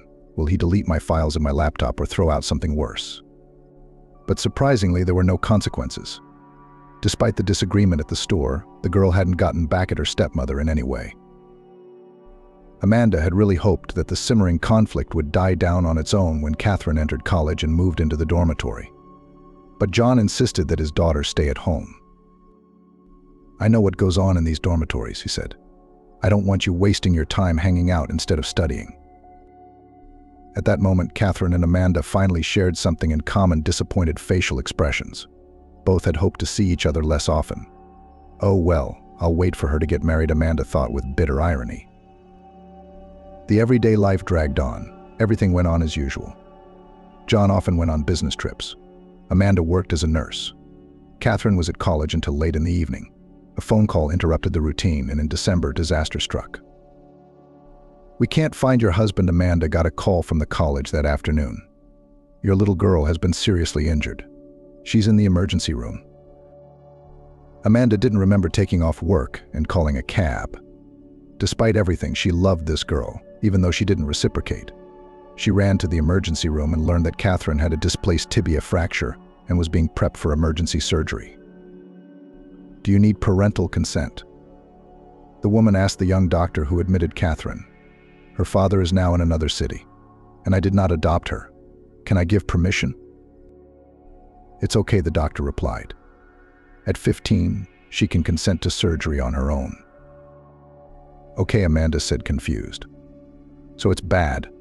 What's the prognosis?" "I'm not an attending physician. I just examined her and referred her for surgery," the man replied. "Talk to a specialist later. All I can say is that this type of fracture is complex, and rehabilitation after it is very long. But she will not be disabled. She's an athlete." "Let's hope not," shrugged the doctor. Understand, everything will be clear at the operation depends on how well the specialist will be able to assemble the bone. I really can neither scare nor reassure you. It's fine now. I'm sorry, Amanda said. Wait until the surgery is over. The doctors will come out and tell you everything at once. The woman went to wait in the lobby of the clinic. She tried to call John, but he didn't pick up. Maybe he's in negotiations, Amanda thought, even though it had been hours already, and no one still couldn't reach him. How worried is he going to be, poor guy? I guess I can't understand these parental feelings. After all, it's not like I don't have kids. Her thoughts jumped to the unpleasant history of their attempts to have a child. Amanda and John had thought about it a couple of years ago. When their life together had settled down, they were in their early 30s, and the chances of having a baby were quite high. However, Amanda was not able to get pregnant. They had undergone numerous tests that showed the couple to be perfectly healthy. There are such cases, explained the fertility doctor. There may be something going on due to nervous tension, and the body doesn't want to get pregnant in a stressful situation of the stressors. Amanda could only remember her relationship with her stepdaughter. Otherwise, she and John had a calm, measured life without upheaval. And it appeared that, ironically, she was unable to have a child because of the presence of another child in her life. Her nervous thoughts were interrupted by a phone call. It was John. "Oh my God," he said, horrified to hear what had happened. "I'm on my way. I'll be there tomorrow. Take care of everything, please." The girl was operated on immediately. The doctor came out to Amanda and said he was satisfied with the result. Catherine was coming out of anesthesia, and the woman was told that she could visit her tomorrow. Amanda went home. It's unaccustomedly quiet here, she thought as she entered the house. Amanda went to the bedroom, and from her worry she powerlessly sank down on the bed and fell asleep. It was as if everything went well from there. Catherine was discharged, being warned that she would have a cast for at least 2 months. The girl was very upset because she missed classes and was basically very limited in movement. She sat at home, read a lot, and watched movies. "You look so downcast," Amanda said, looking at her daughter. "What do you want?" "She's very worried about not being able to play her favorite sport," John replied. "It's hard for her at her age to put up with so much. It's all about getting it right," John sighed. "I'm sure she'll catch up with her classmates." But Catherine was not so lucky. When it came to the point to remove the cast and begin the long rehabilitation process, it turned out that the bones are not properly healed, and there were symptoms of osteoporosis. The bone had become less dense and less strong, the doctor explained to John and Amanda. This can lead to new fractures, even from minor stresses. "What should we do?" John asked. His voice trembled. "Treat it. First, we have another operation as soon as possible, and then take special drugs to stimulate bone formation. The endocrinologist prescribes them." "That's good. Who do you recommend?" clarified the worried father. "I would recommend treatment abroad. There are good clinics in Germany, but it will be expensive, you understand." "We'll find the money," John replied calmly. They drove home depressed in Amanda's car. The woman was driving. John and Catherine sat in the back. The girl pressed herself against her father and cried quietly, realizing that it will not soon be able to take up skiing and generally return to the usual way of life. "I'll have to leave the school," finally raised her voice Catherine. "Let's not be in a hurry," John said soothingly and held his daughter to himself. "Take a sabbatical for a year." Amanda was silent the whole way there and back. The woman sympathized with Catherine, but she had some very important news of her own that she didn't want to tell her family yet. What good fortune. What bad timing, Amanda thought in the bathroom this morning when she saw the 2 long-awaited stripes on the pregnancy test. No, the good news will have to wait after all. I have to deal with Catherine first. The woman decided and put the test back in the package, and then hid it in the pocket of her robe. And now, on her way home, she tried her best to hide her joy at finally becoming a mother. No matter how hard she tried to shift her focus to her stepdaughter's health, Amanda couldn't escape the thoughts of her future child. Boy or girl, she pondered. And how will they get along with Catherine? Won't she be jealous if she starts doing nasty things like she did to me? This is where Amanda started to get worried. and that's when she intercepted her stepdaughter's tense gaze in the rearview mirror. Amanda flinched. She was staring at her with unconcealed anger. The woman averted her eyes and gripped the steering wheel. She felt very scared. She had a premonition of something very bad. "I found a suitable clinic for Catherine in Germany," John said a few days later. "Now I will collect the money. The amount, of course, astronomical, more than 1,000,000 rubles. And this is only for the operation. And also rehabilitation." "What's all this money for?" Amanda was horrified. "It includes not only surgery, but also tests, a consultation with an orthopedic traumatologist before the operation, and examination after the surgery. 3 days in the hospital, 6 days in a hotel. And transportation pick-up from the airport, take to the hospital, and then to the hotel." I see the woman sighed. "At least afterward, when Catherine comes home, I'll be able to take care of her myself. I'm a nurse, so at least we'll save a little money." "Why don't you want money from me?" Catherine suddenly said rudely. "There's plenty to spend it on." Amanda was taken aback. "I just wanted to know what the money would be used for. So it's all inclusive, except for the food. That means there's money for that too." "You're right," said John. "I plan to borrow the whole amount from the director of my company and pay off part of her salary." John served the whole amount and made an appointment. The director agreed to give the money in a large advance, and John received it a few days later. "I've never seen so much money," Amanda said as they spread the bills out on their bed to do an exact count. "It should be enough for everything, both surgery and rehab." "But I'll give you more if you need it," John said. "Children are sacred." "How do I tell him I'm pregnant?" Amanda thought after he said that. Maybe I should wait until Catherine's surgery and then tell him the good news. They put the money in the nightstand in the bedroom and went to bed. In the morning, everyone went to work, leaving Catherine to pack. For the hospitalization, her grandmother Anne came over to help. All day Amanda was distracted. She barely worked her shift. Tired, she got in her car and drove home. The next day she felt worse, dizzy and nauseous. Could it be toxemia? Amanda thought. It's a little early. Maybe it's the age thing. I wouldn't drive today, in case she felt sick, so I'd call a cab.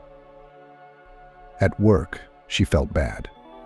She excused herself and went to see a gynecologist. Her eyes were blurry. Could Catherine have poisoned me with something? She had a terrible thought. No, she's not capable of serious harm. She can't do a little mischief, but she can't poison me. The doctor advised Amanda to drink plenty of water, to include fermented milk products and porridge in her diet, and prescribed magnesium and vitamin B6 supplements. Amanda drove home, wishing she could go to bed sooner. She felt weak and drowsy, but a nightmare awaited her at home. The money's gone. She was startled to see John at her doorstep. How? Catherine was home, and her grandmother Anne. Who could have gotten in? They say they left to buy Catherine a backpack for the road. The old one was all worn out. But who could have known we had that kind of money at home? Only ours. Your principal. Amanda was thinking out loud. I'm shocked, to be honest, John admitted. We have to leave tomorrow. Everything's been arranged, and we don't have the money. Amanda went up to the second floor, went into the bedroom and sat down on the bed at a loss. Her head was simply splitting. Her brain refused to recognize the reality of what was happening. She stared blankly at the nightstand where the money had been lying in the morning and didn't know how to comfort her husband. We found the money. She suddenly heard Anne's voice from downstairs. Amanda struggled to get up and walk downstairs. She was glad that the situation was resolved and wanted to know what had happened. She walked into the living room, and Anne said caustically, "Shame on you, thief." "What are you talking about?" Amanda asked, puzzled. "How could you steal money from a sick child?" Anne turned to her. "It's a good thing I thought to look in your car." "And we found the whole amount there," added Catherine, who was sitting next to her grandmother on the couch. John looked at his wife in silence with contempt. She did not know what to say, so absurd were these accusations. "She hid them in the trunk under a bag with some tools," said Anne. "I didn't expect that. You've lived together for so many years, and you? Why did you skip work today? Catherine added. Were thinking where to hide the money? Were you looking for a safety deposit box? Or did you want to give it to your lover, but you didn't have time to take it out? What is this nonsense? Amanda finally found her voice. And how do you know I wasn't at work? I called you to see if you had an extra backpack. I had a doctor's appointment. You could have called my cell phone. Why would you call my cell phone at work? Catherine said. I don't understand what you're thinking about money. You didn't plan any of this? That wasn't the plan. Anne interrupted her. Maybe you planted it on me, suddenly realizing, turned to Catherine. Amanda, nice setup. Very skillfully thought out this time. Slipping money into my car. It's not like putting pepper in my coffee. You're an asshole, not a human being. The woman suddenly burst into tears. All these years we've been living, and you're ruining my life. So John roared. Shut up, and he turned on his wife. How dare you yell at my child, and a sick one at that? And how dare she accuse your wife of incomprehensible things? Amanda parried. Do you have some kind of double standard?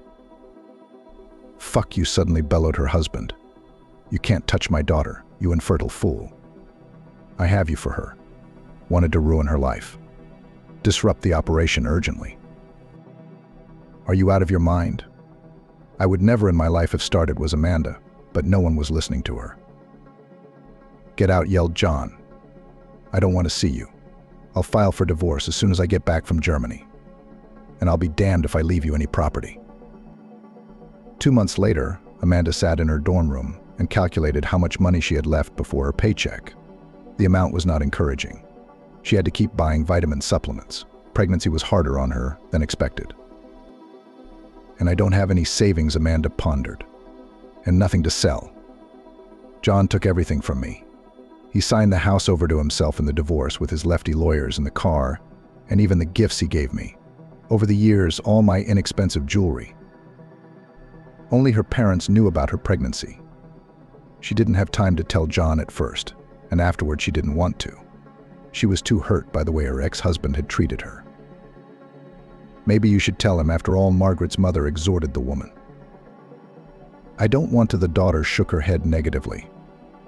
My child doesn't need a father who threw his mother out on the street after 6 years of living together without much of a trial. Take my grandmother on Dad's side of the family. She split up with her husband because of him, too. He cheated on her. So she went to her house in a remote village and did not let him on the doorstep when he came to repent. And after that he lived as a hermit. So she took offense at the whole world. I remember that story, Mom. I only visited her a couple of times when I was a child, and after that she refused to accept everyone and got into herbs. She treated the locals, but for some reason she didn't want to know her family. Strange, isn't it? And her house is still intact. But no one goes there. When they buried her, they forgot the road. It's probably overgrown. But I'm not going to be a hermit, Amanda smiled. I have no grudges against the whole world, just one person. It was time for the first ultrasound. A few months ago, Amanda never imagined that she would have to go in for a checkup alone, without her loving husband, on such an important day. Her mom was back in town. She couldn't stay with her daughter. Amanda's father had had a stroke and the man needed to be cared for. So the baby is fine, the doctor who performed the ultrasound told Amanda. Do you want to know who it's going to be? Yes. Amanda opened her eyes in anticipation and smiled contentedly when she heard the answer. It had been a year. John had been working on his daughter's rehabilitation the whole time. The operation in Germany was successful, but the cast was not removed for a long time, and it took a long time to develop the leg after all this. However, despite all efforts, Mary limped, and her character from this did not improve at all. Why did fate do this to me, said the girl irritably to her father. I wanted to devote my life to sports. And what in the end? What am I to do now? To live and recover in time is how long has it been? Do you believe I'll miraculously heal and start skiing again? Look, but you can be more than just an athlete or a coach. There are different training programs, including for people with disabilities. What do you think I am? Handicapped? Catherine exclaimed with tears of anger in her eyes. No, that's not what I meant to say. John tried to calm his daughter. But she did not listen and went to her room. These conversations were happening more and more often, and they were devastating to the man.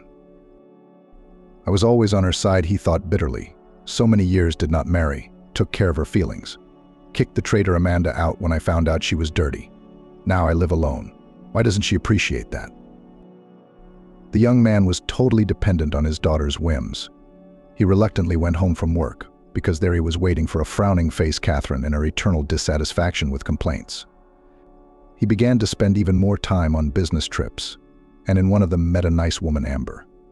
She worked as a waitress at the restaurant where he and his partners went for dinner. Where do you always go at night? After a month, my daughter suspected something was wrong. I go out with my friends. Not all I have to babysit you.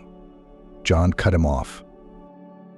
In fact, he did not want to tell his daughter about his personal life, remembering her attitude to Amanda. The man offered Amber to move to his town, rented her an apartment the income allowed, and visited her several times a week. Amber accepted the status of secret lover.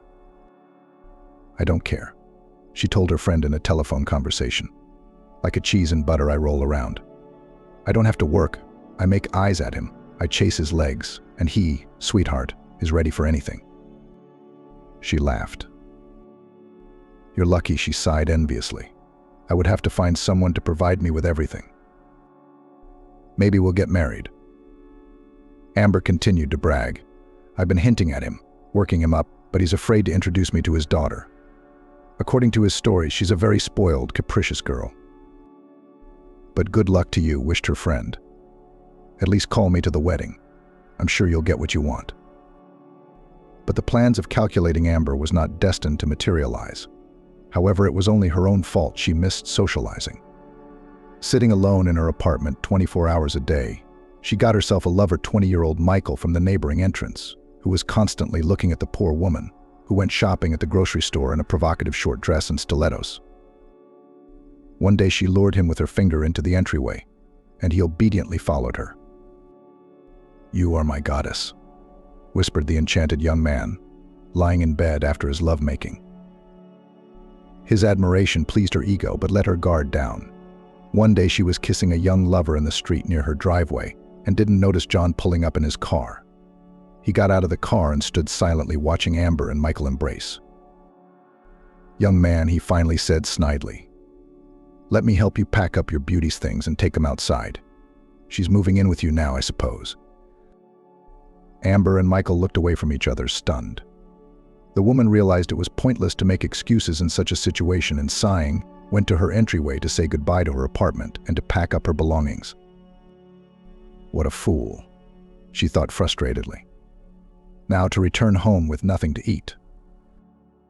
Emberochka, really move in with me, Michael said, catching up with her on the stairs. Are you stupid? She answered rudely, opening the apartment. Milk on your lips has not dried up, and you're already climbing up skirts? Get out. And slammed the door in his face. The confused guy with the eyes of a hurt kitten remained standing in the stairwell, but Amber didn't care about him anymore. God, who have I messed with? John pondered as he walked home. It's from loneliness, apparently not recognizing a woman of easy virtue, he began to feel very sorry for himself. It felt like he was paying the price. But by an effort of will the man restrained himself. At home he was waiting for the second part of the play, which could be called a comedy of situations. But it was not a comedy, but a tragedy. Catherine met her father with hysterics. I want to go to the sea, she declared, suddenly entering the living room, where the man sat down to rest from emotion. Catherine is tired of sitting at home and going to doctors. Daughter, it is necessary to heal. Something cranky. We'll go on vacation in a couple of months, I promise. Why not now? I'm tired. I want to swim. It's good for my leg. Let's go this week, she demanded of her father. Stop it, John shouted at her, his nerves finally giving out. First the mistress surprised him, then the daughter made demands. Why are you yelling at me? Why are you acting like a little kid? You're an adult, but you're only doing things. You're sassing me. What do you want? You don't like me. Maybe your new baby will be better. Is that what you're counting on? What baby, for God's sake? John waved her away. I'm not having any kids. If you found out about Amber somehow, don't worry, I broke up with her. Amber? Who the hell is Amber? I meant your Amanda. Did she have an abortion or something? I don't get it, John frowned. Why are you bringing her up? And what does that have to do with the abortion? But she should have been in labor by now. Didn't you even ask if you had a son or a daughter? She was pregnant when she left here. It finally came to John. I didn't know about it. How did you know? I found a 2-stripe pregnancy test in her robe. She obviously didn't put someone else's in there. Oh my God. So you really did go through her stuff all the time, just like she said. And I was a fool not to believe it. Yes, Catherine smirked. I got rid of her beautifully, didn't I? Our plan was a success. John silently looked at the monster, in which he could not recognize his daughter, and with horror waited for the continuation, although he was beginning to guess what she means. Grandma Ann helped me, the girl said. As soon as I found this test, I realized that you would soon abandon me. New wife, new offspring. Her tone became dismissive when it came to the baby. So I got my grandmother to help me plant money for my stepmother. I could barely walk on my own. How could you? John exhaled in shock. Grandmother broke quickly, boasted Catherine. She has no one but me. She was already worried about me. And then I frightened her that you'll start a new family. You'd dump me, an invalid, on her. So it's about money. It turns out, looked at Catherine father. In general, yes, she shamelessly confirmed. The man got up, left the living room and went to the second floor, not seeing the road. He came to his senses when he hit his toes on the banister, as if in a fog. Climbing the stairs, he went into his office, where there was a small bar, took out a bottle of cognac, a glass, sat down at his desk, and began to get methodically drunk. After a couple hours staggering, he went downstairs and hailed a cab. Get me Amanda, who recently moved in, he demanded of the janitor at the hostel where his wife had lived before their marriage. Amanda who? Go sleep it off, she scolded. I'll call the police. Nurse Amanda. She was supposed to move in here a year ago. I know exactly who you're talking about. She moved out before she gave birth. Bought herself a house. A house? John was surprised. Where did she get the money? You mean her ex-husband? The one who kicked her pregnant and penniless out of the house. She earned the money for the house. It was a very interesting story when she was 6 months pregnant. Amanda had lost her spirit. She went to work, returned to her dormitory in utter despondency. Didn't know where she was going to get the money to support her child. Her parents could not help. The father needed expensive medicines and physiotherapy. The woman didn't even think about returning to her hometown and creating additional expenses for her mother, for herself, and the child. Can't do this anymore, she thought, as Emily lay in her one room on an uncomfortably narrow bunk that made her back ache.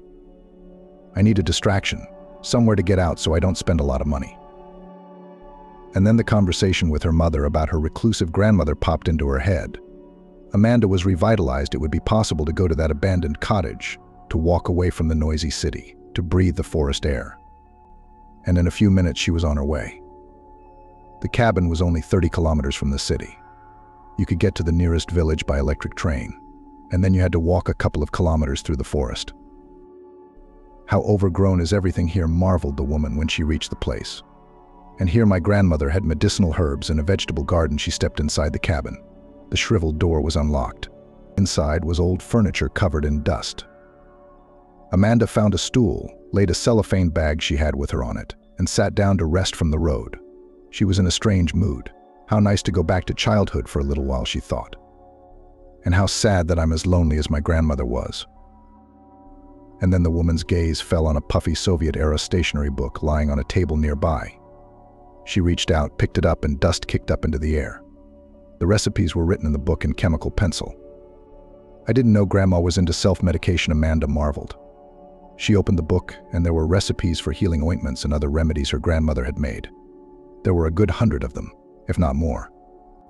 Leafing through the book, Amanda noticed a section called Back Pain. Interesting to try this, she thought. My back is hurting more and more every month. Late in the pregnancy, it's scary to think what will happen. I'll take this tome with me. At home, she prepared the ointment, having bought at the pharmacy those herbs that were in the recipe, and Vaseline as a base, tried to apply it to herself. And oh miracle! After 2 days, the pain in her back went away. The interested woman decided to try other recipes. Okay, let's try a hair mask. Amanda thought she was stressed because of her pregnancy and it caused a dull complexion. She decided to try the face mask because her skin looked terrible. The effect surprised not only her but also her co-workers. After a month, her skin was soft and her hair was smooth and shiny. Women at work flooded her with questions about what miracle remedy she was using. Amanda made them each a jar of her concoctions but didn't reveal the recipe. Word spread quickly, and soon she had a line of people lined up to receive the healing substances. We need to get someone to help, Amanda decided, and offered the job to the woman who lived closest to her. The same janitor who was now telling the story to John. I mostly just sit here, the older woman told the man. There's nothing to do at night, so I used to work part-time for your wife. And then she started selling goods through social media. It went well, and she moved into a small shop, opened it up and hired full-time help. John froze as he learned of his wife's fate. He had thought her a conniving liar until now, but it turned out that she was a capable businesswoman who started her own business without anyone's help. The child she gave birth, he inquired quietly. Yes, I can give you the address. You can talk to her yourself, the woman relented. Even though you have rattled her nerves. She was very fond of you at the time. John took the slip of paper with the address and thanked the woman profusely. Though he wanted to run to Amanda, he held back and went home, deciding he needed to get some sleep, sober up, and get himself back to normal. The next morning he showered, shaved, drank a few cups of coffee and drove his car to his ex-wife's house. The closer he got to her house, the more nervous he became. What will she say to me? How will she take it? He pondered. If I were her, I'd probably spit in her face. He drove up to the right house, hidden by a tall green fence, got out of the car and knocked on the gate. After a while it swung open. Amanda looked up at him with the baby in her arms. John stood silent, unable to find the right words. Come in, the woman said, moving aside and letting him pass. I just found out about everything. About the pregnancy, John pronounced, waiting for her to close the wicket. She looked at him carefully and nodded toward the open door. Come inside. I'll give you tea. I had no desire to inform you after everything that's happened, Amanda said calmly as she walked into the kitchen. Sit down, I'll put the kettle on now. And how is Catherine? Has she recovered? Not so good. 1 minute she's better, the next she's worse. Moody. Behavior is atrocious because of it. I'm not surprised, Amanda smiled, rocking the baby who flinched at the sound of the kettle boiling. She wasn't an angel in the good times either. But whatever she thought, I treated her well and worried about her health. And she did such an ungrateful thing. She confessed everything John said. Said it was her and Anne who set you up. What was the point of that? Why so jealous of me and the baby? Amanda sighed. And that's him. You said baby, so is it a boy? A boy, the woman blurted out in a smile as she looked at her son. We're 4 months old soon. What did you name him? John held out his hands and Amanda gently handed the baby to him. Stepan Jonovich. Sound good.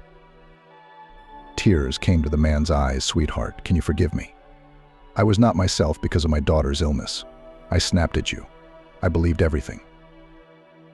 You know, with the baby coming, I've begun to understand you better, Amanda replied. I don't know how I would have coped if Stepashka had gotten sick. How would I have behaved? So you can forgive me, John repeated. The most important question for him right now. Amanda answered it. We'll see. 6 months later, they celebrated a birthday. The baby was a year old. There were few guests, only the closest ones. Amanda's parents came. Her father got better and was able to endure the road. Also present were John's father and Catherine and her grandmother. "I can't help but admire your kindness," John whispered to Amanda, taking a moment when they were alone in the kitchen preparing to bring out the desserts for the holiday table. "You've forgiven Catherine and her grandmother. I think they've realized what they've done and are truly remorseful. What's the big deal? Holding a grudge for the rest of your life? Especially now. After all, it was lucky to have such a sister as Catherine became." John smiled. "Yes, she really cares for him. Who would have thought it? She's forgotten about sports. She wants to be a teacher." "God grant us all wishes," said Amanda. "I already have all my wishes," the man replied. "I have a real strong family. All my loved ones are with me every day." They hugged each other and looked into the living room, where at the same table were gathered people who had made mistakes and were eager to correct them, who were angry with despair but found the strength to overcome themselves and rejoice in the changes, who fought with illnesses but inspired others with their kindness, and of course, who knew how to forgive their loved ones. After all, family is the most important, the most valuable thing in our lives.